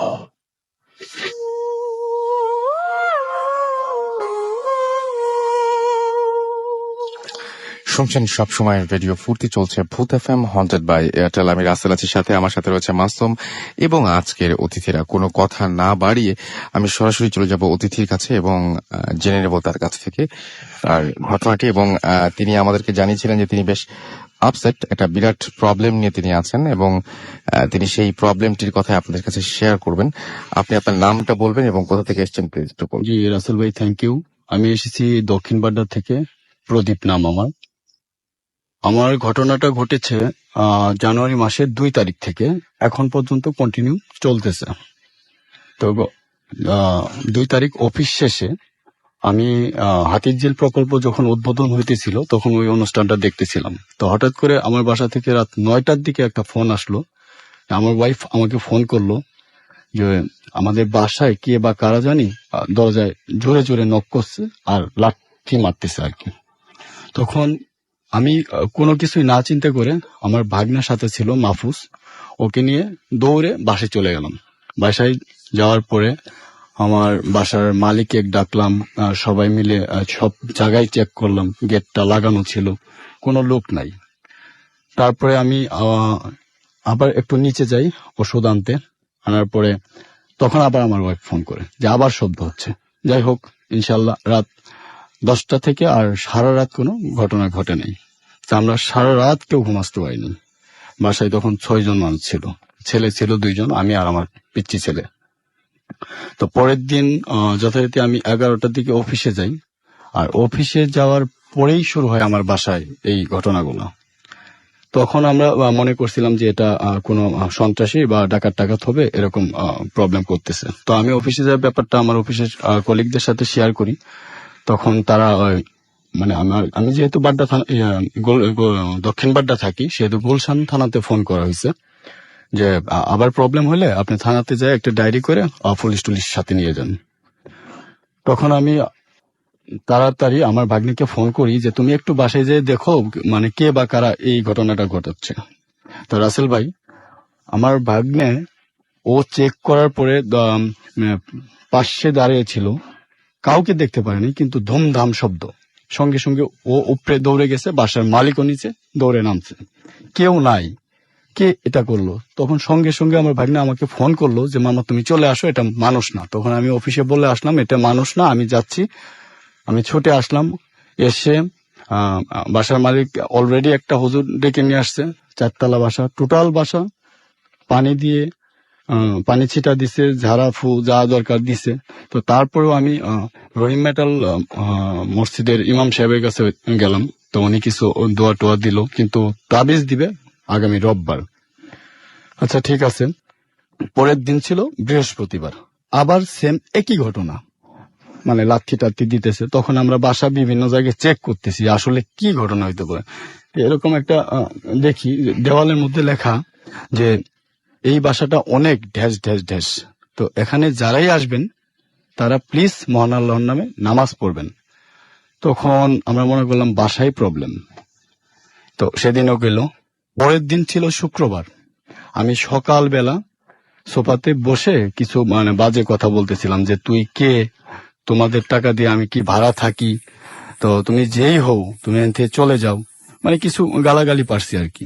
তখন দেখি দরজার মধ্যে 2টা লাথি জোরে জোরে, কিন্তু লাথিগুলা ছিল অদ্ভুত, মানে মানুষ শব্দ করলে যে আওয়াজটা হবে এরকম কোনো আওয়াজ না। রাসেল ভাই বিশ্বাস করবেন না, আমার মানে কলিজাটা আমার কাছে থাকলো না, আমি এত ভয় পাইছি। সঙ্গে সঙ্গে আমি হুজুরের কাছে গেছি, 6 জন হুজুর নিয়ে আসছি। হুজুর নিয়ে এসে আমার বাসাতে 2 ঘন্টা হুজুরেরা আজান দিছে, ঘর বন্ধ করছে, বিভিন্ন দোয়া কালাম পড়ছে। যাই হোক, পরের দিন থেকে 5 দিন টানা ভালো চলছে। 5 দিন পরে গত জানুয়ারি মাসে 13 তারিখে আবার একই কাহিনী। আচ্ছা, জানুয়ারি মাসে 13 তারিখ হইলো, 14 তারিখ হইলো, পরে আমাকে অনেক হুজুরেরা বলল যে এটা আপনি বাসাটা চেঞ্জ করে ফেলেন। তো বলে রাখা ভালো রাসেল ভাই, এই বাসাতে আমি জাস্ট 1 মাস 10 দিন হয়ে উঠছি। ডিসেম্বরের 1 তারিখে উঠেছিলাম। এর আগে কখনোই কোনো বাসায় আমার সাথে এরকম ঘটনা ঘটে নাই। তো আমি এই বাসাটা ছাড়লাম 15 তারিখে রাত্রে। 15 তারিখ সারাদিন শব্দ হয়েছে, উঠতে না পেরে রাত্রের বেলা একটা বাসা আমার আগের বাসার থেকে 400 মিটার দূরে চলে যাই, রাতেই উঠে পড়ি। ওঠার পরে ওই বাসাতে আমরা নতুন করে আবার 5 দিন ভালো থাকলাম। 5 দিন পরের থেকে 20 তারিখ থেকে আবার শুরু হলো এই ভয়ঙ্কর জ্বালাকল ঘটনা। কাউকে বলতেও পারতেছি না, শেয়ারও করতে পারতেছি না, কেউ বিশ্বাস করবে না, পাগল ডাকবে, কারণ অবিশ্বাস্য, কিন্তু এটা ঘটে গেছে আমার সাথে। আমি এখনো এটার ভুক্তভোগী, আমি এখন অসুস্থ। তারপরে যাই হোক, ওই বাসাতে গেলাম। ওই বাসাতে যাওয়ার পরে আরো কঠিন, আরো ভয়াবহ ঘটনা শুরু হতে লাগলো। তা আমি নিচের গেট লাগাই, রিস্কায় উঠি বা গাড়িতে উঠি অফিসে যাওয়ার উদ্দেশ্যে। আর যখন অফিসে যাই আমি, ঠিক ওই মুহূর্তে ওই ঘটনাগুলো শুরু হয়। আমি 2-3 দিন অফিসের মাঝপথ থেকে বাসায় ফিরে আসছি। এসে আবার সবাইকে সান্ত্বনা দিয়ে আবার চলে গেছি। এইভাবে আমার মানে আজকে 50 দিন চলতেছে, মানে এত কষ্টে আছি। তারপরে অনেক হুজুর ডাকলাম, টঙ্গী থেকে 5 জন হুজুর নিয়ে আসলাম। ওনারাও একই কাজ করলো, ঘরের মধ্যে দোয়া ফুক দিল, ঘর বন্ধ করলো, কিন্তু কাজ হলো না। তারপরে ময়মনসিংহ ভৈরব থেকে হুজুর নিয়ে আসলাম, ওটাতেও কাজ হলো না। সে 5 দিন কোনাপাড়া গেছি, কোনাপাড়া থেকে হুজুর নিয়ে আসছি, উনি পানি পড়া দিছে, কিছু তাবিজ কলম দিছে। তারপরের দিন ভালো ছিল, তারপরের দিন আবার একই কাহিনী। সেদিন কাহিনীটা আরো অদ্ভুত। আমার ফাদার আসছে বাড়ি থেকে এই ঘটনার জন্য, যে আমার ওয়াইফের কোনো প্রবলেম বা কাজের মেয়ে কি সমস্যা করতেছে, এটা অবজারভেশন করার জন্য আমি আমার ফাদার আনছি। আমার বড় বোন আসছে, আমার 3টা ভাগ্নে আসছে টঙ্গী থেকে, আমার ভাই আসছে অলরেডি, আমার ভাগ্নে তো আমার সাথেই আছে, মাহফুজ। তারপরে যেটা ঘটলো, আব্বা যে রুমটায় উঠছে ওই রুম থেকে ওয়াশরুমে গেছে, ওই রুমে ব্যাক করছে, ভিতর থেকে দরজা লক। এই দরজা খোলা সম্ভব হচ্ছে না। বাসার মালিকের ছেলে, বাসার মালিকের ওয়াইফ, তার ছেলে, তার বাসার মালিক নিজে, আমার ফ্যামিলির সবাই মিলে 10 জন মিলে দরজাটা টানছে, বাট খোলা সম্ভব হয় নাই। তখন আমার ওয়াইফ আইতেল কুরসি পরে পানি ফু দিয়ে পানি ছিটা দিছে, দেওয়ার পরে 15 মিনিট পরে ধাক্কা দিছে, এমনি খুলে গেছে। যাই হোক, সেদিনের ঘটনা এইটুকুই ছিল, কিন্তু রাত 9টার পরে এই ঘটনাগুলা ঘটে না। তারপরের দিন চাবি থাকে না, 3টা বার চাবি বানাইছি, 3 বারই চাবি নাই, আমার পকেট থেকে টাকা নাই। তো তারপরে লাস্ট যেদিন ঘটনা ঘটলো, আমি অফিস থেকে ছুটি নিছি একদিন, সেদিন ছিল বৃহস্পতিবার। ছুটি নেওয়ার পরে আমার ছেলের স্কুলের বেতন দিতে আসছি গুলশান 2-এ, ইসলামী ব্যাংকে বেতন টেতন দিয়ে আমি বাসার দিকে যাচ্ছি। তখন আমার ওয়াইফ আমাকে ফোন দিয়ে বলতেছে, আমাদের ফ্রিজে তো ব্রেডটা পাওয়া যাচ্ছে না। তো বললাম যে তুমি খুঁজে খাজে সে তোষকের নিচে দেখে ব্রেডের প্যাকেটটা, ওকে ওই জায়গা থেকে বের করছে, বের করে আবার ফ্রিজে রাখছে গরম করে, দোয়া পরে আবার ওই ফ্রিজটা পাউরুটিটা দেওয়াল সুকেজের ভিতরে আটকানো। কিভাবে গেল ওখানে? টেনশন। যাই হোক, তখন বলছে যে এরা কি এগুলোই পছন্দ করে, ফ্রিজে তো নুডলস আছে, ভাত আছে, ওগুলো নিতে পারে না। তো এই কথা বলার পরে ব্রেডটা যখন ফ্রিজে ঢুকাবে, আইসে দেখে নুডলসের প্লেটটা নাই, ভাতের প্লেটটা নাই। তখন কাজের মেয়েরে বলতেছিল যে এই তুই, আমি দাঁড়াইলাম, তুই ফ্রিজ থেকে যা আছে সব বের কর। ফ্রিজ থেকে একটার পর একটা জিনিস বের করতেছে। এর মধ্যে দেখে চোখের সামনে থেকে আচারের বয়াম নাই। অদ্ভুত কাহিনী, মানে আচারের বয়াম নাই তো নাই। তারপরে খুঁজতে খুঁজতে চাউলের যে ডামের ভিতরে এগুলো পাওয়া গেছে, চাউলের নিচে সব। এই মুহূর্তে আমি আসলাম, এসে আমার ঘরে পাড়া দেওয়ার সাথে আমার জ্বর আর আমার পাজর মানে ভাঙতেছে, এরকম ব্যথা। আমি মানে ভালো মানুষ, আমি বের হইছি, নাস্তা করে আসছি, জ্বর এবং কি ব্যথা। বাসার মালিক একটা হুজুরের বলছিল, তো ওই হুজুর আমার নাম নিয়ে দেখশন করতেছিল যে আসলে প্রবলেমটা কোথায়। ইন দ্য মিন টাইমে তার পরের দিন, যেটা তারপরে শুক্রবারের হয় নাই, আমি সারাদিন বাসায় ছিলাম, তারপরে শনিবারের দিন যেটা হয়েছে সেটা আরো অদ্ভুত, আরো ভয়াবহ। কিন্তু মানুষের হয়তোবা বিশ্বাস হবে না, কিন্তু আমার সাথে রানিং চলতেছে, আমি এখনো এটা সাফারার। তো অফিসে গেছি যথারীতি। অফিস তো করতেই পারি না, অফিসের ওই চেয়ারটাই বসলেই আমার এই সমস্যাগুলো শুরু হয় আরো বেশি। তো চিন্তা করলাম চাকরিটাই ছেড়ে দিব, চাকরি আর করবো না আমি, কারণ আমার ফ্যামিলিকে বাঁচাইতে হবে। কারণ আমি বাসায় থাকলে ভালো, অফিসে আসলে এই সমস্যা শুরু হয়। তো সেদিন আমি অফিস থেকে আমি বলছি, তুমি আমাকে কোনো ফোন দিও না, আমি অফিসের কাজগুলা করি। আমি তো বাড়ি থেকে লোকজন আনছি, ভয় পাওয়ার কোনো কিছু নেই, 7 জন মানুষ স্ট্যান্ডিং। তো আসছি, আসার পরে নিচে আমার বাসা 2 তলা, নিচে দোকানদার আমাকে বলতেছে, ভাইয়া আপনি কোন বাসায় থাকেন? আমি বললাম এই বাসায়। এই বাসায় তো জিন আছে। কম কি? আপনি দেখছেন নাকি জিন আছে? কয় না, আমি কিছু দেখিনি, বাট আমি যখন দোকানে বসা তখন শুনতে পাইলাম জোরে জারে আওয়াজ হচ্ছে। তা আমি বের হয়ে দাঁড়িয়ে গেলে দেখলাম যে জানালাগুলা ধাপ ধাপ অদ্ভুত শব্দ হচ্ছে, দাম করে শব্দ হচ্ছে, কিন্তু কোনো মানুষ নাই। তখন আমি কি করলাম, বাসার মালিক, আশেপাশে বাসার মালিকদের সবাইকে ডাকলাম। ডাকার পরে সবাই আমরা 25 জন মানুষ লাইন ধরে আপনার এই বাসার ঘটনাগুলো দেখছি। তখন আপনার বাসার মালিক বলতেছে, তাড়াতাড়ি তুমি বাসায় ওই 2 তলায় যাও, এবং কি যা জানালাগুলা খোলা আছে সবগুলা তুমি লক করে দাও, তা নাহলে সব ভেঙে যাবে। আর সত্য কথা বলতে কি, গ্লাসগুলা খুবই মোটা ছিল, বেলজিয়ামের গ্লাস। যাই হোক, ওরা ভাবছে যে কাজের মেয়ে বা অন্য কাউকে আমরা মারতেছি, সে বাসার থেকে বের হওয়ার জন্য ছটফট করতেছে। এটা কিন্তু আমার সেকেন্ড বাসায়, প্রথম বাসায় তো হয়েছি, এটা পরের বাসা। তারপরে আমি আসলাম, দেখলাম জানালা টানালা ভাঙ্গা। তারপরে আমরা এত ভয় পাই। তারপরের দিন রাতে কিন্তু কোনো ঘটনা নাই রাসেল ভাই। তারপরের দিন দরজা লক করে রাখছে, সিটকেরি লাগাইছে, লক তালা লাগাইছে, দেখে দরজা খোলা, কেউ নাই। তখন আমার ওয়াইফ আবার দোয়া কালাম পড়ছে, সবাই দোয়া কালাম পড়ে আবার দরজা লক করছে, যে এখন দেখি কিভাবে দরজাটা খুলে। কিছুক্ষণ পরে যায় দেখে আবার দরজা খোলা, আবার নক করছে, নক করে সবাই এক রুমে কাছাকাছি দাঁড়ায় আছে। তারপরে যায় দেখে লক খোলা, উপরে সিটকেরি খোলা, নিচে একটু আটকে আছে। বিশ্বাস মানে না করলে না হয়। তখন আমি পুরা এক্সাইটেড হয়ে গেলাম। পরের দিন হুজুর আসলো, হুজুর বলল যে শুনেন, আপনার ঘটনা ঘরে না, ঘটনা আপনার মধ্যে। জানি না হুজুর কি দেখছে, কারণ হুজুরদের কথা আমরা যেহেতু মুসলিম ধর্ম বিলংস করি, আমি বিশ্বাস অবশ্যই করব। তখন কারণ আমি কিছুটা হুজুরদের প্রতি বিশ্বাস হারাই নাই, মনে হইতেছিল যে ওনারা ঠিক মতো চিকিৎসাটা করতে পারে নাই, যে এটা কই থেকে আসলো। কেউ বলতেছে এটা চালান করা জিন, কেউ বলতেছে কারোর সাথে আসছে। কিন্তু লাস্টের হুজুরটা আমাকে বলল যে প্রবলেম তো আপনার, এটা জিন, এটা বেদুইন জিন, এটা আপনার উপরে ভর, কিন্তু আপনাকে আসর করে না। আপনার ছায়া যখন ঘরের মধ্যে না থাকে তখনই এটা শুরু হয়।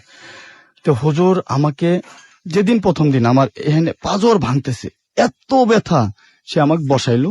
বসানোর পরে সে দোয়া কালাম পরে আমাকে ফু পাততেছে, আর আমি চিল্লাইতেছি। একটু তেল লাগাই দিচ্ছে চোখের উপর দিয়ে, কিন্তু আমার মনে হচ্ছে যে মানে মরিচার গুঁড়ার মতো এত জলি করতেছে, মানে আমি বাঁচতেছি না, চিল্লাইতেছি, জোরে জারে চিল্লাইতেছি। এক সময় দেখা গেল বমি হইলো, সবুজ কালার, মাথা চান্দি, আমার মাথায় আসলে চুল নাই, সরি, এই টোটাল কালো হয়ে গেছে। তো সেইভাবে 2 দিন ঝাড়া দিছে। ঝাড়া দিছে, মানে আমি অল টাইম কান্নাকাটি করছি, কিন্তু আমি কিছুই দেখিনি নিচে। 2 দিন যাওয়ার পরে ভালো ঝাড়া দিতেছে, ভালো, ঘরে কোনো শব্দ নাই, আমি সুন্দর অফিস করতেছি। কিন্তু লাস্ট রবিবারে হয়েছে। হওয়ার পরে হুজুরকে আমি ফোন দিলাম, খুব রাগ করে ফোন দিছি যে আপনি কি হুজুর, আপনি চ্যালেঞ্জ করলেন, আবার হইলো, আমি কি ঢাকা ছেড়ে চলে যাবে? অন্যদিকে আমার ছেলে স্কুলে 20 দিন হয় স্কুলে যায় না। মায়ের ভয়, যদি কোনো গাড়ির ড্রাইভার যদি ড্রাইভার সেজে নিয়ে যায়, আমার যেহেতু চাবি হারাইতেছে, টাকা হারাইতেছে, প্রবলেম। স্কুলে যাওয়া স্টপ, স্কুল থেকে ফোন, যাই হোক, এনিওয়ে ওইটা কাভার করছি অন্যভাবে। তো হুজুর ঝাড়তেছে, যখন আবার হইলো, হুজুরকে আমি বললাম, হুজুর কি ব্যাপার, আপনারা কি জিজ্ঞাসা করবেন, আমি কি কোথায় যাবো, আমি কি বাঁচবো না নাকি? হুজুর বললো আমাকে একটু সময় দেন, আমি আবার দেখি। সে দেখছে, দেখার পরে আমাকে ফোন দিছে, আপনি তাড়াতাড়ি অফিস থেকে আসেন। অফিসে গেলাম, অফিস থেকে বাসায় গেলাম, যাওয়ার পরে সে বলতেছে যে আমার একটু ভুল হয়ে গেছে, এই ভুলের জন্য আমাকেই মাসুলটা দিতে হয়েছে, আবার আপনার সাথে এই ঘটনা ঘটছে।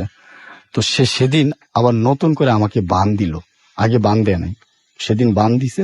বান দিয়ে আমাকে 1 বোতল পানি খাওয়াইছে, খাওয়ানোর পরে 1 ঘন্টা ঝাড়া দিছে, জাস্ট একটা ঝাড়া, পরের দিন সকালে আরেকটা ঝাড়া। সোমবার ভালো ছিলাম, মঙ্গলবার ভালো ছিলাম, কিন্তু আমার ওয়াইফকে কিছুতেই আমি ঢাকাতে রাখতে পারিনি। আমার বাবা, আমার বোন, আমার সবাই মিলে ওকে নিয়ে চলে গেছে।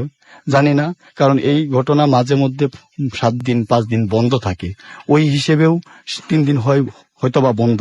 কিন্তু আবার যদি ঘটনা ঘটে, আমি কোথায় যাব? কারণ আমি ঢাকা শহরের 4 ভাগের 1 ভাগ আমি সার্চ করছি শুধু একজন ভালো কবিরাজ, ভালো হুজুর, ভালো আলেম পাওয়ার জন্য। এই পারপাস আমার 50,000 টাকার বেশি খরচ হয়ে গেছে, কিন্তু আমি পারিনি। তো লিসেনারদের কাছে আমার এটাই অনুরোধ। আমরা চাচ্ছি যে আপনার ঘটনা মানে আপনার সমস্যার সমাধান হোক, এবং আশা করছি যে ভাই, হ্যাঁ, কারো যদি কোনো সাজেশন থাকে ডেফিনেটলি সেটা দিবেন, এবং আপনাকে ধন্যবাদ। আর সেই সাথে আপনার জন্য দোয়া করছি যে আপনি যেন আপনার সমস্যা থেকে রাসেল ভাই, খুব দ্রুত বেরিয়ে আসেন। আরেকটু কথা, আমার ঘরে কিন্তু আগুনও লেগে গেছিল একটা রুমে, কিন্তু আমরা ভয়ে আমার বাসার মালিক বলিনি।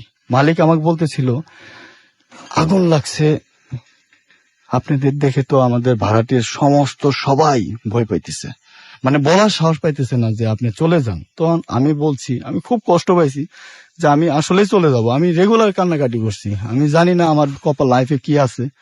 আমার এই ঘটনা থেকে পরিত্রাণ না পেলে হয়তোবা আমি ঢাকা থাকতে পারবো না, রিয়েলি, যেটা আমি অলওয়েজ আর কি চিন্তিত আছি। আপনারা দোয়া করেন সবাই নিশ্চয়ই দোয়া করবে আপনার জন্য, ফ্যামিলির জন্য। রাসেল ভাই, thank you.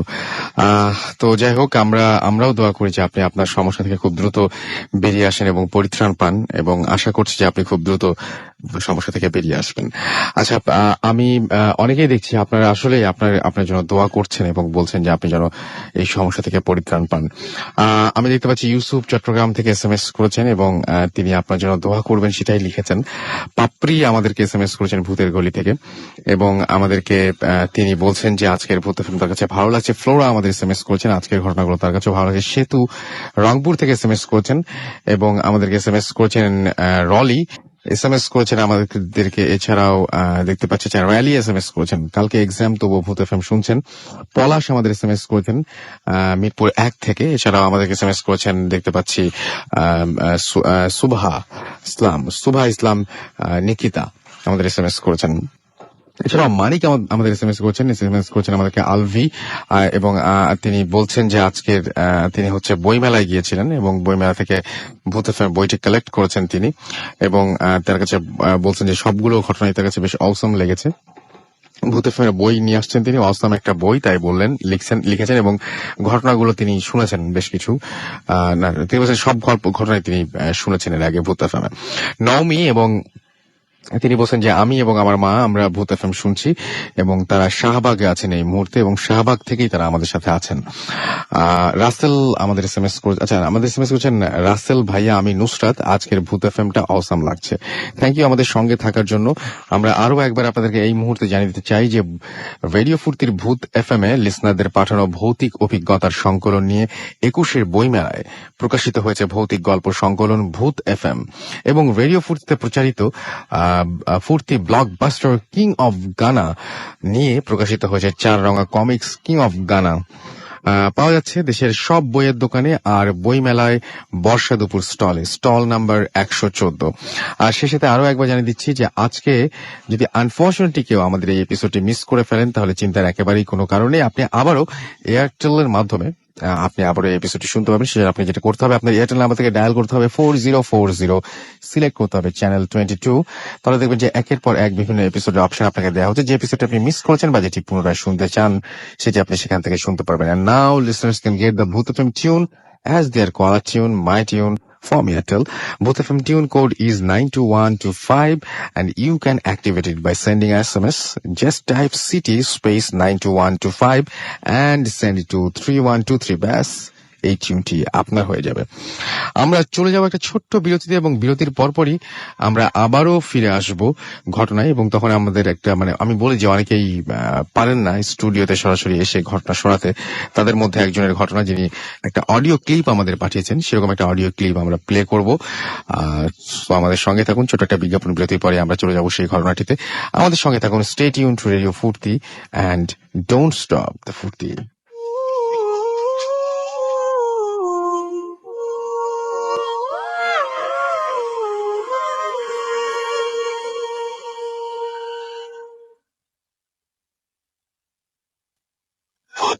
FM, haunted by Airtel.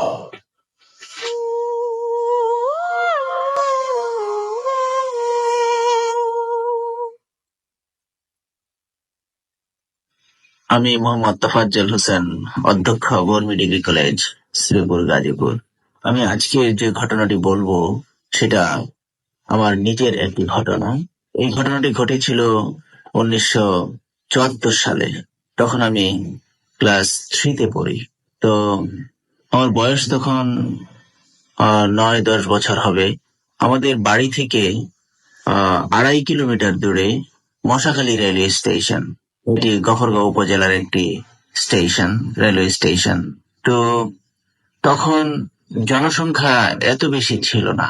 এই স্টেশনটি খুব জনশূন্য হয়ে পড়তো। মোটামুটি বিকেলের দিকে লোকজন তেমন থাকতো না, হন্টেড হয়ে যেত। তো আমাদের বাড়ির থেকে একটু দূরে একটা ছেলে, নাম ছিল মনির। সে এই মশাখালী স্টেশন থেকে 0.5 কিলোমিটার দক্ষিণে সুইসাইড করেছিল। তার নিজের মা ছিল না, সৎ মা এর জ্বালা সহ্য করতে না পেরে মনির নামে সেই ছেলেটি আত্মহত্যা করেছিল। আমি ছোটবেলায় থেকে মৃত্যু, লাশ এগুলিকে খুব ভয় পেতাম। মনির যখন মারা যায় তখন তার লাশ আমি দেখতে যাইনি ভয়ে।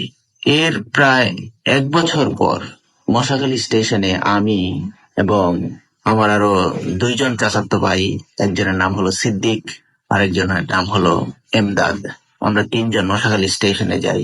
কি যেন কিছু কেনার জন্য আমরা গিয়েছিলাম সেখানে। তখন আসরের নামাজের পর তো আমরা সেই জিনিসগুলি ক্রয় করি। ক্রয় করার পর আমরা যখন মশাখালী স্টেশনে যাচ্ছিলাম তখনই শুনতে পেয়েছিলাম যে একটা লোক ট্রেনে কাটা পড়েছে, এবং সেটা মশাখালী স্টেশনের থেকে দক্ষিণ দিকে।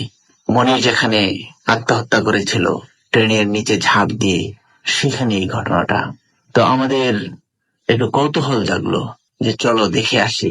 তখন আমরা 3 জন হাঁটতে হাঁটতে সেখানে যাই। গিয়ে দেখি যে লোকটা ট্রেনে কাটা পড়েছে তার ঠিক ঘাড় থেকে তার মাথাটা আলাদা, এবং এই মাথাটাকে রেলের দিকে ফিরিয়ে একটু নিচু জায়গায় রাখা হয়েছে যাতে তার মুখমণ্ডলটা মানুষ দেখতে পায়, এবং যদি কেউ চেনে তাহলে যেন তাকে শনাক্ত করতে পারে। আর ওই লোকটার বডিটা উপর হয়ে পড়েছিল একটু দূরে। তো এই অবস্থায় আমরা সন্ধ্যা হয়ে যায় এমন সময় আমরা দেখে আসি। কিন্তু এই যে এই দৃশ্য আমরা যখন বাড়িতে ফিরছিলাম তখন এই দৃশ্য চোখের মধ্যে প্রায় বেশি উঠতো। আস্তে আস্তে বাড়িতে যখন আসলাম তখন মা বাবা এবং সবাই বলল যে তোরা লাশ দেখে এসেছিস, গোসল করে নে। তখন আমরা গোসল করলাম, কিন্তু সে রাতে আর আমি ঘুমাতে পারিনি। স্বপ্নের ভিতরে প্রায় বা ওই ছবিটা ভেসে উঠতো। তো যাই হোক, তখন থেকেই প্রায়ই সন্ধ্যার সময় এরকম খুব ভয় পেতাম। তখন একদিন আহ আমাদের পার্শ্ববর্তী কান্দিপাড়া বাজার, সেখান থেকে আসার সময় একটা খুব জঙ্গল এলাকা আছে, সেটা পার হয়ে আসতে হয়। আমি যখন হেঁটে আসছিলাম, তখন সেই নির্জন জায়গাটাতে যখন আসি, তখন আমার মনের ভিতরে সেই খণ্ডিত মস্তক এবং সেই লোকটার বডি উপর হয়ে পড়ে থাকা, সেগুলি আমার মনে পড়তে থাকে, আর আমার মধ্যে খুব ভয় জাগতে থাকে। এবং আমি যখন সেই ঘন জঙ্গলের ভিতর দিয়ে আসি, তখন হঠাৎ করে আমার চোখের সামনে সেই খণ্ডিত মস্তক ভেসে ওঠে এবং আমি খুবই ভয় পেয়ে যাই। আমার মনে হলো যে সেই খণ্ডিত মস্তক ঝোপের ভিতর থেকে আমাকে উঁকি দিয়ে দেখছে এবং অনেক যে কোনো শব্দই যেন আমার পিছে তাড়া করে। তখন আমি দ্রুত সেইখান থেকে চলে যাওয়ার চেষ্টা করি এবং ভয়কে তাড়ানোর জন্য আমার মনে আছে আমি গান করতে শুরু করি, জোরে জোরে গান করি ভয়কে তাড়ানোর জন্য। তবে আমার মনে হলো যে এটা যে কোনো আত্মা, যেটা আমার মনের মধ্যে সবসময় উঁকি ঝুঁকি মারে এবং সেই জঙ্গলের ভিতর থেকে আমাকে চুপি দিয়ে দেখে। আমি স্পষ্ট সেই খণ্ডিত মস্তক দেখতে পেয়েছিলাম। তারপর দ্রুত আমি যখন বাড়ি ফিরে আসি, পরদিন আমার রাতেই শরীর গরম হয়ে যায়, জ্বর আসে। 3-4 দিন আমি সেই জ্বরে ভুগেছিলাম। এই ছিল আমার সেই ঘটনা। ধন্যবাদ। শুনছেন রেডিও ফুর্তি, দেশের সর্ববৃহৎ রেডিও নেটওয়ার্ক 88.0 FM।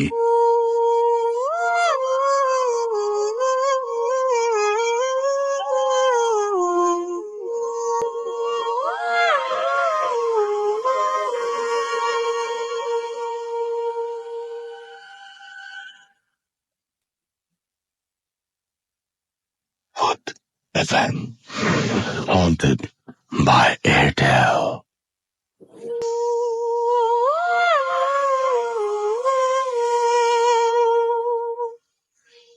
শুনছেন সবসময় রেডিও ফুর্তি, চলছে ভূত এফএম হন্টেড বাই এয়ারটেল। আমি রাসেল আছি, সাথে আমার সাথে রয়েছে মাসুম এবং আজকের অতিথিরা। আর সেই সাথে দেখতে পাচ্ছি আপনাদের অনেকের SMS এবং অনেকেই আগের ঘটনাটির জন্য অনেকেই আপনারা দেখছি যে দোয়া করছেন, অনেকেই যাচ্ছেন যে এই ঘটনা থেকে যাতে মুক্তি পান।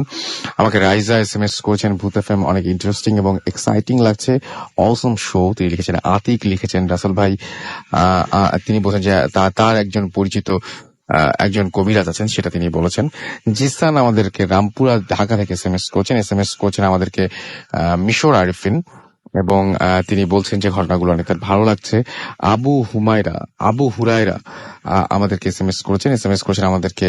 এছাড়াও হাসান এবং SMS করেছেন আমাদেরকে, দেখতে পাচ্ছি আমাদেরকে SMS করেছেন সাজ্জাদ, SMS করেছেন আমাদেরকে পাপড়ি ভূতের গলি থেকে। নিপো আমাদের SMS করেছেন মিরপুর 2 থেকে। কবির আমাদেরকে জিনজিরা থেকে SMS করেছেন। এছাড়াও SMS করেছেন আমাদেরকে রূপন্তী ময়মনসিং থেকে। SMS করেছেন আমাদেরকে তৌসিফ, SMS করেছেন আমাদেরকে বাঁধন সাইফ রেজওয়ান গাইবান্ধা থেকে, না গ্যান্ডারিয়া থেকে। এছাড়াও আমাদেরকে পাবেল SMS করেছেন এবং SMS তিনি বরিশাল থেকে SMS পাঠিয়েছেন। SMS করেছেন আমাদেরকে ফাহাদ, SMS করেছেন আমাদেরকে দেখতে পাচ্ছি রনি। এছাড়াও আমাদেরকে SMS করেছেন তুর্য গুলশান 2 থেকে, এবং আমাদেরকে SMS করেছেন অপু কর্মকার, আমাদেরকে SMS করেছেন রুমন। এছাড়াও আমাদেরকে SMS করেছেন মাহি বরিশাল থেকে, আমাদেরকে SMS করেছেন টমটম ভূত। এছাড়া আমাদেরকে স্বাধীন SMS করেছেন আমাদেরকে। এছাড়াও দেখতে পাচ্ছি এছাড়াও আসিফ নেওয়াজ ফ্রম রাজশাহী, এবং আমাদেরকে SMS করেছেন সজীব, এবং আমাদেরকে SMS করেছেন পিয়াস ধানমন্ডি 4 থেকে। এছাড়াও আমাদেরকে আমিন SMS করেছেন আমাদেরকে কটা, এবং SMS করেছেন আমাদেরকে নিহাদ সহ আরো অনেকে। আপনি যদি SMS করতে চান তাহলে মোবাইলের মেসেজ অপশনে গিয়ে টাইপ করুন ফুর্তি, FORTI ফুর্তি, স্পেস দিয়ে আপনার নাম, স্পেস দিয়ে আপনার মেসেজ পাঠিয়ে দিন 9840 নম্বরে। আমরা চলে যাচ্ছি আমাদের পরবর্তী ঘটনায়, আবারও আরিফিন ভাইয়ের কাছে। থ্যাংক ইউ রাসেল ভাই। এখন আমি যে ঘটনাটি বলবো সেটা হচ্ছে আমার বন্ধু রাশেদ, তার জীবনে ঘটে যাওয়া একটি ঘটনা। ইউনিভার্সিটিতে সে যখন 3rd ইয়ারে ছিল তখন ওই সময়কার একটি ঘটনা।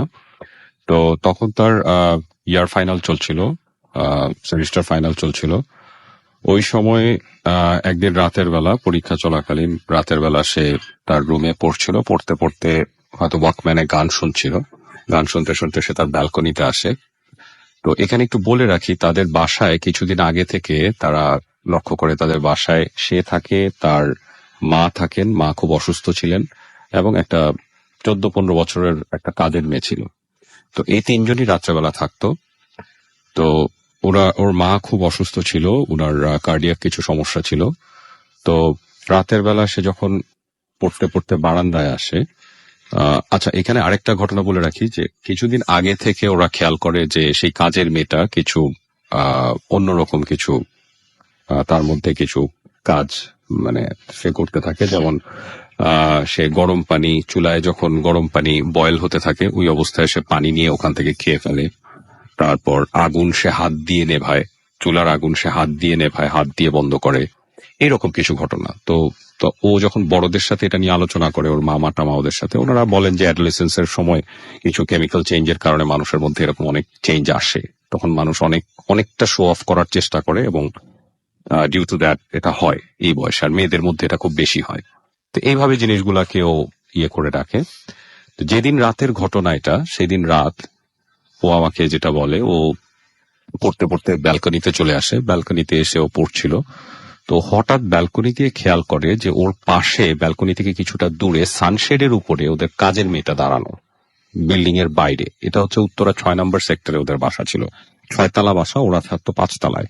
তো ঠিক 5 তলা 4 তলার সানসেটের উপর ওর কাজের মেয়েটাকে ও দাঁড়ায় থাকতে দেখে। তো হঠাৎ একটু অবাক হয়ে যায়, ও খেয়াল করে ওইদিকে দেখার চেষ্টা করে। তো ও কিছু বুঝতে না পেরে ও তাড়াতাড়ি নেমে, লিফট দিয়ে নেমে ও নিচে চলে যায়। ও গেটের বাইরে গিয়ে দেখার চেষ্টা করে যে মেয়েটা কি করছে। ও দেখে যে সে সানশেড থেকে পাইপ বেয়ে বেয়ে নিচে নামার চেষ্টা করছে, এবং তখন ও খুব অবাক হয়ে তাকিয়ে থাকে। এবং যখন মেয়েটা নিচে নেমে আসে, দোতলা নিচতলার কাছাকাছি চলে আসে, তখন সে চিৎকার করে ডাকতে থাকে। মেয়েটার নাম ছিল রিনা। তো সে চিৎকার করে বলতে থাকে, রিনা তুই কি করছিস, এখানে কি করছিস, তুই এভাবে কিভাবে নেমে আসলি, পাইপ দিয়ে বেয়ে কিভাবে নেমে আসলি? তো রিনা ওকে জাস্ট দৌড়াতে দৌড়াতে বলে যে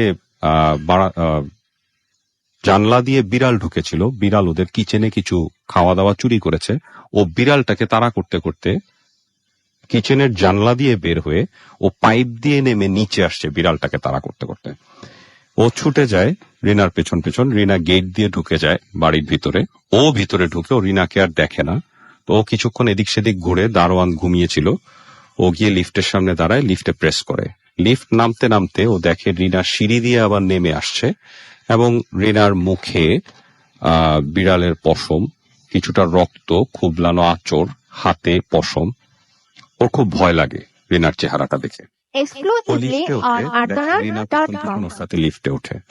ও শুধু কোনো মতে নিজেকে সামলে নিয়ে রিনাকে জিজ্ঞেস করে যে রিনা কি হলো, তুই কই গিয়েছিলি? রিনা খুব ভাবলেশহীন ভাবে ওকে বলে যে রাশেদ ভাই, বিড়ালটাকে ঘাড় মোটকে খেয়ে ফেলে দিয়ে আসলাম।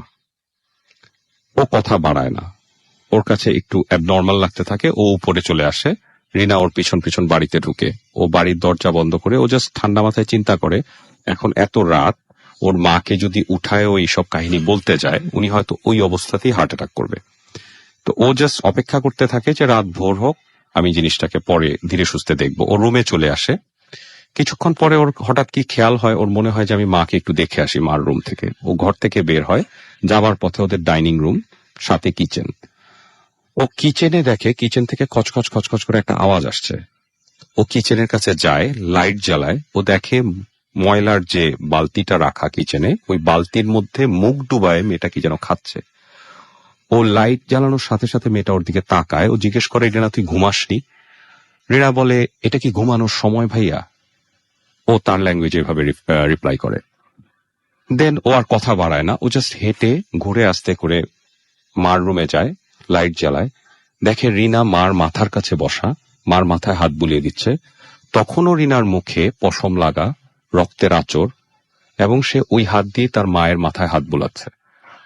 ও তখন একটু ডিস্টার্ব ফিল করতে থাকে। ওর মনে হয় যে না, এই ঘটনাটা আর বাড়তে দেওয়া ঠিক না, এখনই আমার বড় কাউকে জানানো উচিত। ও সাথে সাথে চিন্তা করে আমি ওর সাথে কোনো কথা বলবো না, আমি রুমে যাব, মোবাইল দিয়ে আমার মামাকে ফোন দিব। ওর রুমে আসে, মোটামুটি ছুটতে ছুটতে রুমে আসে, দরজা খুলে ওর নিজের রুমে ঢুকে দেখে রিনা বসে বসে ওর মোবাইল নিয়ে টিপছে। ও তখন পরিষ্কার বুঝে যায় যে এটা মানে নর্মাল কোনো ঘটনার মধ্যে পড়ছে না আর। ও রিনাকে বলে, রিনা মোবাইলটা দে। রিনা ওকে রিপ্লাই করে, কেন ভাইয়া, মামাকে এত রাতে ফোন দিলে মামাকে এত রাতে আসতে পারবে, এই জাতীয় রিপ্লাই করে। তো আপনি সকালবেলা জানান মামাকে, এত রাতে জানানোর দরকার নেই। বলে ঠিক আছে, তুই মোবাইলটা রেখে চলে যা, আমি কাউকে জানাবো না, তুই ঘুমিয়ে যা, আমাকেও ঘুমাতে দে। তো রিনা তখন আস্তে করে বের হয়ে চলে যায়। ওর হঠাৎ খেয়াল হয়, ও দেখে রিনা মোবাইলটা নিয়ে চলে গেছে। তো ওর মনে হয় যে এইভাবে ও আসলে রাত পার করতে পারবে না, ওর প্রচন্ড অসুস্থ লাগতে থাকে, শরীর কাঁপতে থাকে। ও রুম থেকে বের হয়ে আসে, ওদের লিভিং রুমে ওদের ল্যান্ডফোন রাখা ছিল, ও ল্যান্ডফোনের কাছাকাছি আসে। ল্যান্ডফোনের কাছে এসে ও ল্যান্ডফোনটা যখন আলগি দেয়, কানে নেয়, সাথে সাথে রিনা একটা অন্ধকার কোণা থেকে লিভিং রুম থেকে বলে ওঠে, ভাইয়া ল্যান্ডফোনের তার কাটা, আপনি ফোন দিতে পারবেন না। ও ল্যান্ডফোনটা হাতে নিয়ে দেখে ল্যান্ডফোনের তারটা কাটা সত্যি সত্যি, যেটা আজকে বিকালে পর্যন্ত, মানে সেই দিন বিকালে পর্যন্ত সে কথা বলেছে ল্যান্ডফোনে। ও বুঝতে পারে যে ও খুব ভালোভাবে ট্র্যাপড। প্রচন্ড ভয়ে ওর চোখে পানি চলে আসে। ও আস্তে করে লিভিং রুমে রিনার সামনে এসে বসে। অন্ধকার একটা কোনায় রিনা বসা ছিল। ও চোখে পানি নিয়ে জিজ্ঞেস করে, রিনা তুই কি চাস? আমার মা খুব অসুস্থ, তুই আমাকে একটু বোঝার চেষ্টা কর, আমার মার আমি ছাড়া আর কেউ নাই। তুই যদি এরকম করিস, আমার মা যদি জানতে পারে, তিনি হয়তো বাঁচবেন না, আর আমার মা যদি না থাকে এই দুনিয়াতে আমার কিছু করার নাই। তো সে এরকম ইমোশনালি রিনাকে এই কথাগুলা বলে। তো তখন সে দেখে রিনা তাকে রিপ্লাই করে, ভাইয়া আমি আপনাদের কোনো ক্ষতি করব না, বিশ্বাস করেন, আমাকে শুধু 2টা বছর সময় আপনাদের সাথে থাকতে দেন, আমি এই 2টা বছর আপনাদের কাজ করব, কোনো ক্ষতি করব না, আপনাদের সাথে থাকবো এবং আপনাদের দেখে শুনে রাখবো। ও বলে, রিনা আমার পক্ষে তোকে আর মেনে নেওয়া সম্ভব হচ্ছে না, আমরা তোকে রাখতে পারবো না, এটাই হচ্ছে সত্যি কথা। কারণ তোকে যদি আমি রাখি, আমি পড়ালেখা আমার হবে না, আর আমার মা আরো অসুস্থ হয়ে পড়বে। সত্যি এটা বোঝার চেষ্টা করে। এটা বলে সে কেঁদে দেয়। অত বড় একটা ছেলে রীতিমতো হাঁটু গেড়ে বসে তখন কাঁদতে থাকে। তো যাই হোক, রিনার তখন খুব মায়া হয় এবং সে তাকে রিপ্লাই করে যে, ভাইয়া আপনি ভয় পাবেন না, চিন্তা করবেন না, কাল ভোর হলেই আমি চলে যাব, আপনি নিশ্চিন্তে আপনার রুমে চলে যান, কাল ভোরে আমি চলে যাব। তো এটা শুনে সে একটু আশ্বস্ত হয়। সে তার মাকে একবার দেখে ওখানে রিনা বসা, তার মায়ের কপালের কাছে বসে হাত বুলিয়ে দিচ্ছে মায়ের কপালে। সে আশ্বস্ত হয়ে চলে আসে রুমে, গুটি সুটি মেরে কোনো রকমে পড়ে থাকে জাস্ট বিছানায়। একটা সময় যখন তার ঘুম ভাঙে সকালবেলা, প্রচন্ড চিৎকার চেঁচামেচি আওয়াজ, সে দেখে তার পাড়া প্রতিবেশীরা সবাই তাদের বাসার চারপাশে ঘিরে দাঁড়িয়ে আছে। সে ছুটে বের হয়ে আসে, মার রুমে যায়। তার প্রথম ধারণা ছিল যে মার কিছু হয়েছে। সে মার রুমে যায়, দেখে মা কাঁদতেছে। সে মাকে জিজ্ঞেস করে, মা কি হয়েছে? তো সে যেটা জানতে পারে যে রিনা ভোরবেলা ছাদ থেকে লাফ দিয়ে পড়ে আত্মহত্যা করেছে এবং তার লাশ তখনও নিচে রাখা আছে। তো ঘটনাটা শেষ এভাবেই হয় না। এরপরে রিনাকে আজিমপুর কবরস্থানে কবর দেওয়া হয়। ওই সময় 2003 সালে পেপারে আসে উত্তরায় 6 নম্বর সেক্টরে ছাদ থেকে পড়ে আত্মহত্যা করেছে, এটার পুলিশ ইনকোয়ারি হয়, সবকিছু হয়। এবং রিনার গ্রামের বাড়ি অনেক প্রত্যন্ত অঞ্চলে, পঞ্চগড়ের কাছে অনেক প্রত্যন্ত অঞ্চলে, সেখানে যে ঠিকানাটা তাদের কাছে ছিল, কোনোদিন 2 বছর রিনা তাদের সাথে ছিল, কোনোদিন তার গ্রামের বাড়ি থেকে কেউ তার সাথে যোগাযোগ করতে আসেনি। তো আমার বন্ধু রাশেদ, সে তার দায়িত্ব বোধ থেকেই ওই ঠিকানায়, তার গ্রামের বাড়ির ঠিকানায় তার বাবা মাকে একটা চিঠি লেখে। চিঠির মধ্যে ঘটনা যতটা সম্ভব আড়াল করে সে খুব সুন্দরভাবে পুরো ঘটনাটা লিখে একটা চিঠি পাঠিয়ে দেয়। এরপরে সে চিঠিরও কোনো রিপ্লাই আসে না। তখন তার মধ্যে একটা অপরাধ বোধ কাজ করতে থাকে। 2 মাস কেটে যায়। 2 মাস পরে সে ডিসিশন নেয় যে সে গ্রামের বাড়িতে যাবে, রিনার বাবা মার সাথে দেখা করবে, এবং যথারীতি সে ছুটে যায় গ্রামের বাড়িতে। সে অনেক কষ্ট করে পঞ্চগড়ের একেবারে অজপাড়া গায়ে সে খুঁজে বের করে তার বাবার সাথে দেখা করে, ওদের বাড়িতে যায়, তার বাবার সাথে দেখা করে, বসে কথা বলে, উঠানে বসে তার বাবাকে ঘটনা যতটুক সম্ভব সে বলে। বলার পরে রিনার বাবা তাকে বলে যে, সাহেব আপনারা অনেক পয়সাওয়ালা মানুষ, আপনারা ভালো ডাক্তার দেখান, আর এই বয়সে নেশা টেশা করা ছেড়ে দেন। তো হঠাৎ সে একটু হতভম্ব হয়ে যায় তার কথা শুনে। বলতে, আপনি কি বলতে চাচ্ছেন আমাকে বলেন, আমি সত্যি আপনার মেয়েকে আজিমপুর কবরস্থানে দাফন করে আসছি আমার নিজের হাতে। তখন বলছে আপনি দাফন করে আসছেন, 2 মাস আগে আমার মেয়ে আমার কাছে চলে আসছে, সে আপনাদের কাছে থাকবে না। বলছে আপনার মেয়ে এখন কোথায়? তখন বলছে আমার মেয়ে আমার রান্নাঘরেই আছে, আপনি যান, ঘরের ভিতরে যান, গিয়ে দেখে আসেন। সে ভিতরে যায়, ভিতরে গিয়ে দেখে মাটির ঘর, মাটির ঘরে মাটির চুলার কাছে রিনা বসে বসে রান্নার কিছু একটা করছিল। সে রিনার সাথে কথা বলার চেষ্টা করে, রিনা তার সাথে কোনো কথা বলে না, প্রচন্ড রাগ এবং অভিমান নিয়ে অন্যদিকে ঘুরে থাকে। সে অনেক বোঝানোর চেষ্টা করে, রিনা কি হয়েছিল আমাকে একটু বল। রিনা তাকে অ্যাজ ইফ চিনতেই পারে না, এমন একটা আচরণ করে। সে ফিরে আসার সময় রিনার বাবাকে জিজ্ঞেস করে আপনি কি চিন্তা করছেন, তাহলে আমি চলে যাচ্ছি, আপনি কি চিন্তা করছেন। সে রিনার বাবা শুধু এতটুকুই বলে ওর বিয়ে ঠিক করে রেখেছি, খুব বয়স্ক একটা লোক, পয়সাওয়ালা লোক, তার কাছে আমরা বিয়ে দিয়ে দিব। এবং দেন সে এই ঘটনা শুনে চলে আসে। ঘটনার ঠিক 2 বছর পরে সে একটা চিঠি পায়, যে চিঠির মধ্যে রিনা তাকে চিঠি লিখে যে ভাইয়া আজ ভোরে আমার স্বামী মারা গেছেন, আমার বৃদ্ধ স্বামী মারা গেছেন, ঠিক এই 2টা বছর সময় আমি আপনার কাছে চেয়েছিলাম আপনাদের কাছে থাকার জন্য, আপনারা আমাকে থাকতে দেননি। ঘটনাটা এখানেই শেষ হয় রাসেল ভাই। ওকে, থ্যাংক ইউ সো মাচ। আমাদের হাতে আসলে সময় একেবারে আজকে শেষ হয়ে গেছে। আমাদের কাছে আরো বেশ কিছু ঘটনা ছিল, সেগুলো আশা করছি আমরা আগামী সপ্তাহে আবারও চেষ্টা করব আপনাদের সবাইকে শোনাতে। আমরা আবারও যাবার আগে জানিয়ে দিই যে আমাদেরকে যেভাবে এসএমএস করতে হবে সেই নিয়মটি আপনারা জানেন, কিন্তু সেই এসএমএস এখন আর দরকার নেই। তবে কারা কারা এসএমএস করেছেন সেটা আমি পড়ে ফেলতে পারি। সেটা হচ্ছে রুহুল আমাকে এসএমএস করেছেন আমাকে রাজু, আমিনুল এসএমএস করেছেন নোলক এসএমএস করেছেন আমাদেরকে, জিক্রুল এসএমএস করেছেন আমাদেরকে, অনিম এসএমএস করেছেন, মোহন দাস এসএমএস করেছেন, মিজান উদ্দিন, শফিক আমাদের এসএমএস করেছেন কবির, এছাড়াও আমাদেরকে এসএমএস করেছেন ফুর্তি মাহমুদ, আমাদেরকে এসএমএস করেছেন ফুর্তি মাহমুদ চৌধুরী শ্যামলী থেকে। এছাড়া আমাদেরকে এসএমএস করেছেন দেখতে পাচ্ছি আফসানা রাজশাহী থেকে, আমাদেরকে এসএমএস করেছেন দেখতে পাচ্ছি এছাড়াও রাজ এসএমএস করেছেন আমাদেরকে, তিথি এসএমএস করেছেন আমাদেরকে, নাসরিন চিটাগং থেকে, নিহাদ আমাদের এসএমএস করেছেন আমাদেরকে, রিফাত এসএমএস করেছেন মহিন টঙ্গী থেকে আমাদেরকে, তৌহিদ এসএমএস করেছেন জিহাদ এসএমএস করেছেন আমাদেরকে, মিজান উদ্দিন, এছাড়া আমাদেরকে এসএমএস করেছেন শফিক, কবির সহ আরো অনেকে। আমরা জানিয়ে দিয়ে যাওয়ার আগে যে আমাদেরকে কিভাবে ইমেল করবেন, আমাদের ইমেল অ্যাড্রেসটি হচ্ছে bhutfm@radiofurti.fm। আমি আবারও জানিয়ে দিচ্ছি ইমেল স্পেলিংটি BHWTFM@radioforti.fm। এই অ্যাড্রেসে আপনার নাম, ঠিকানা এবং ফোন নাম্বার সহ আপনার ঘটনা পাঠিয়ে দিন।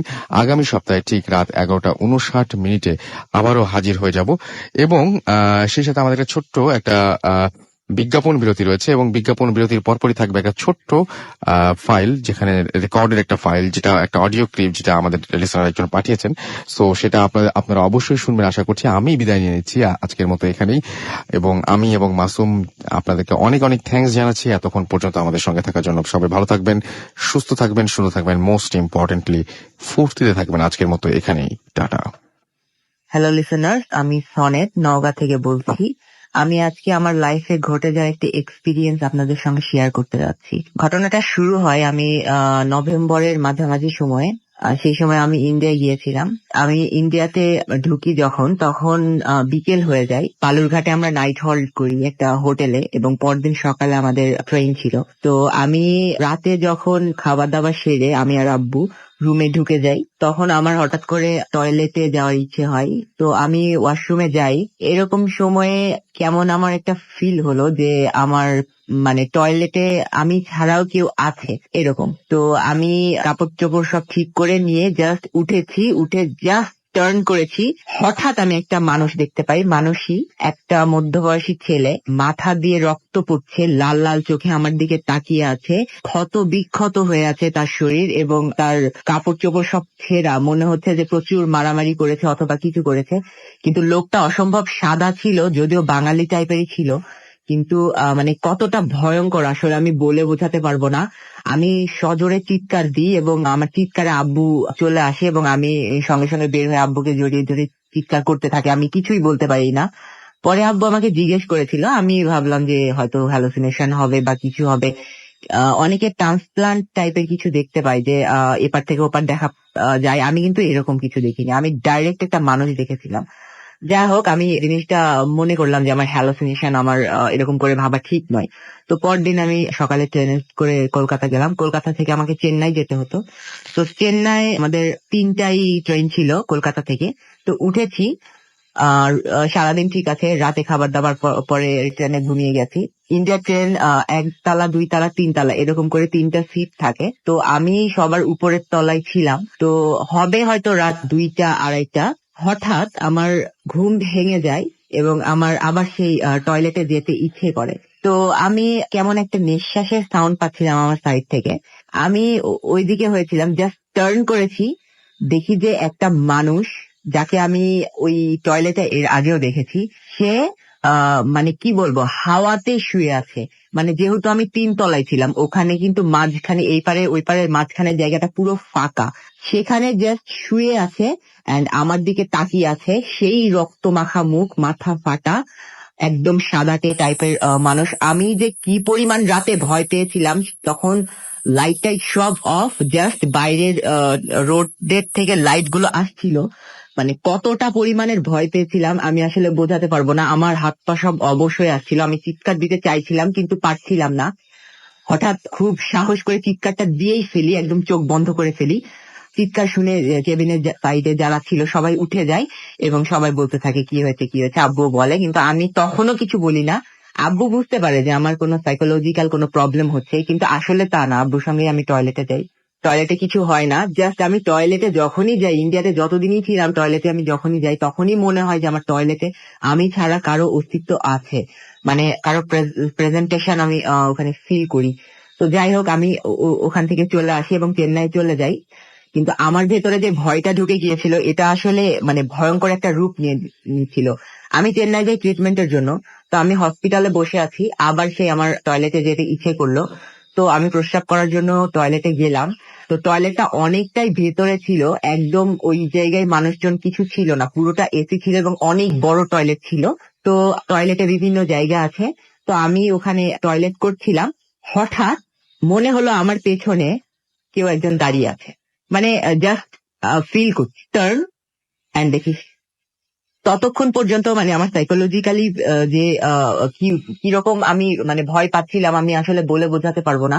কিন্তু তখন জানি কেন আমার সাহস আসলো, আমি জিজ্ঞেসই করে ফেললাম, তুমি কন হো, ক্যা চাহতে হো? তো জাস্ট কিছু বলছে না, আমার দিকে তাকিয়ে আছে, মানে না আমার দিকে আসছে না কিছু হচ্ছে। আমি জাস্ট দৌড় দিয়ে হাঁপাতে হাঁপাতে গিয়ে আব্বুকে হসপিটালে বসে পুরো ঘটনা খুলে বলি, শেয়ার করি। তো আব্বু তারপর থেকে আর আমার সঙ্গ ছাড়েনি, আমি আর কয়দিন কিছু দেখিনি। তো আমি যেদিন আসছি ট্রেনে, আমি আবার সেই রাতের বেলা আমার প্রস্রাব লাগে, আমি টয়লেটে যাই।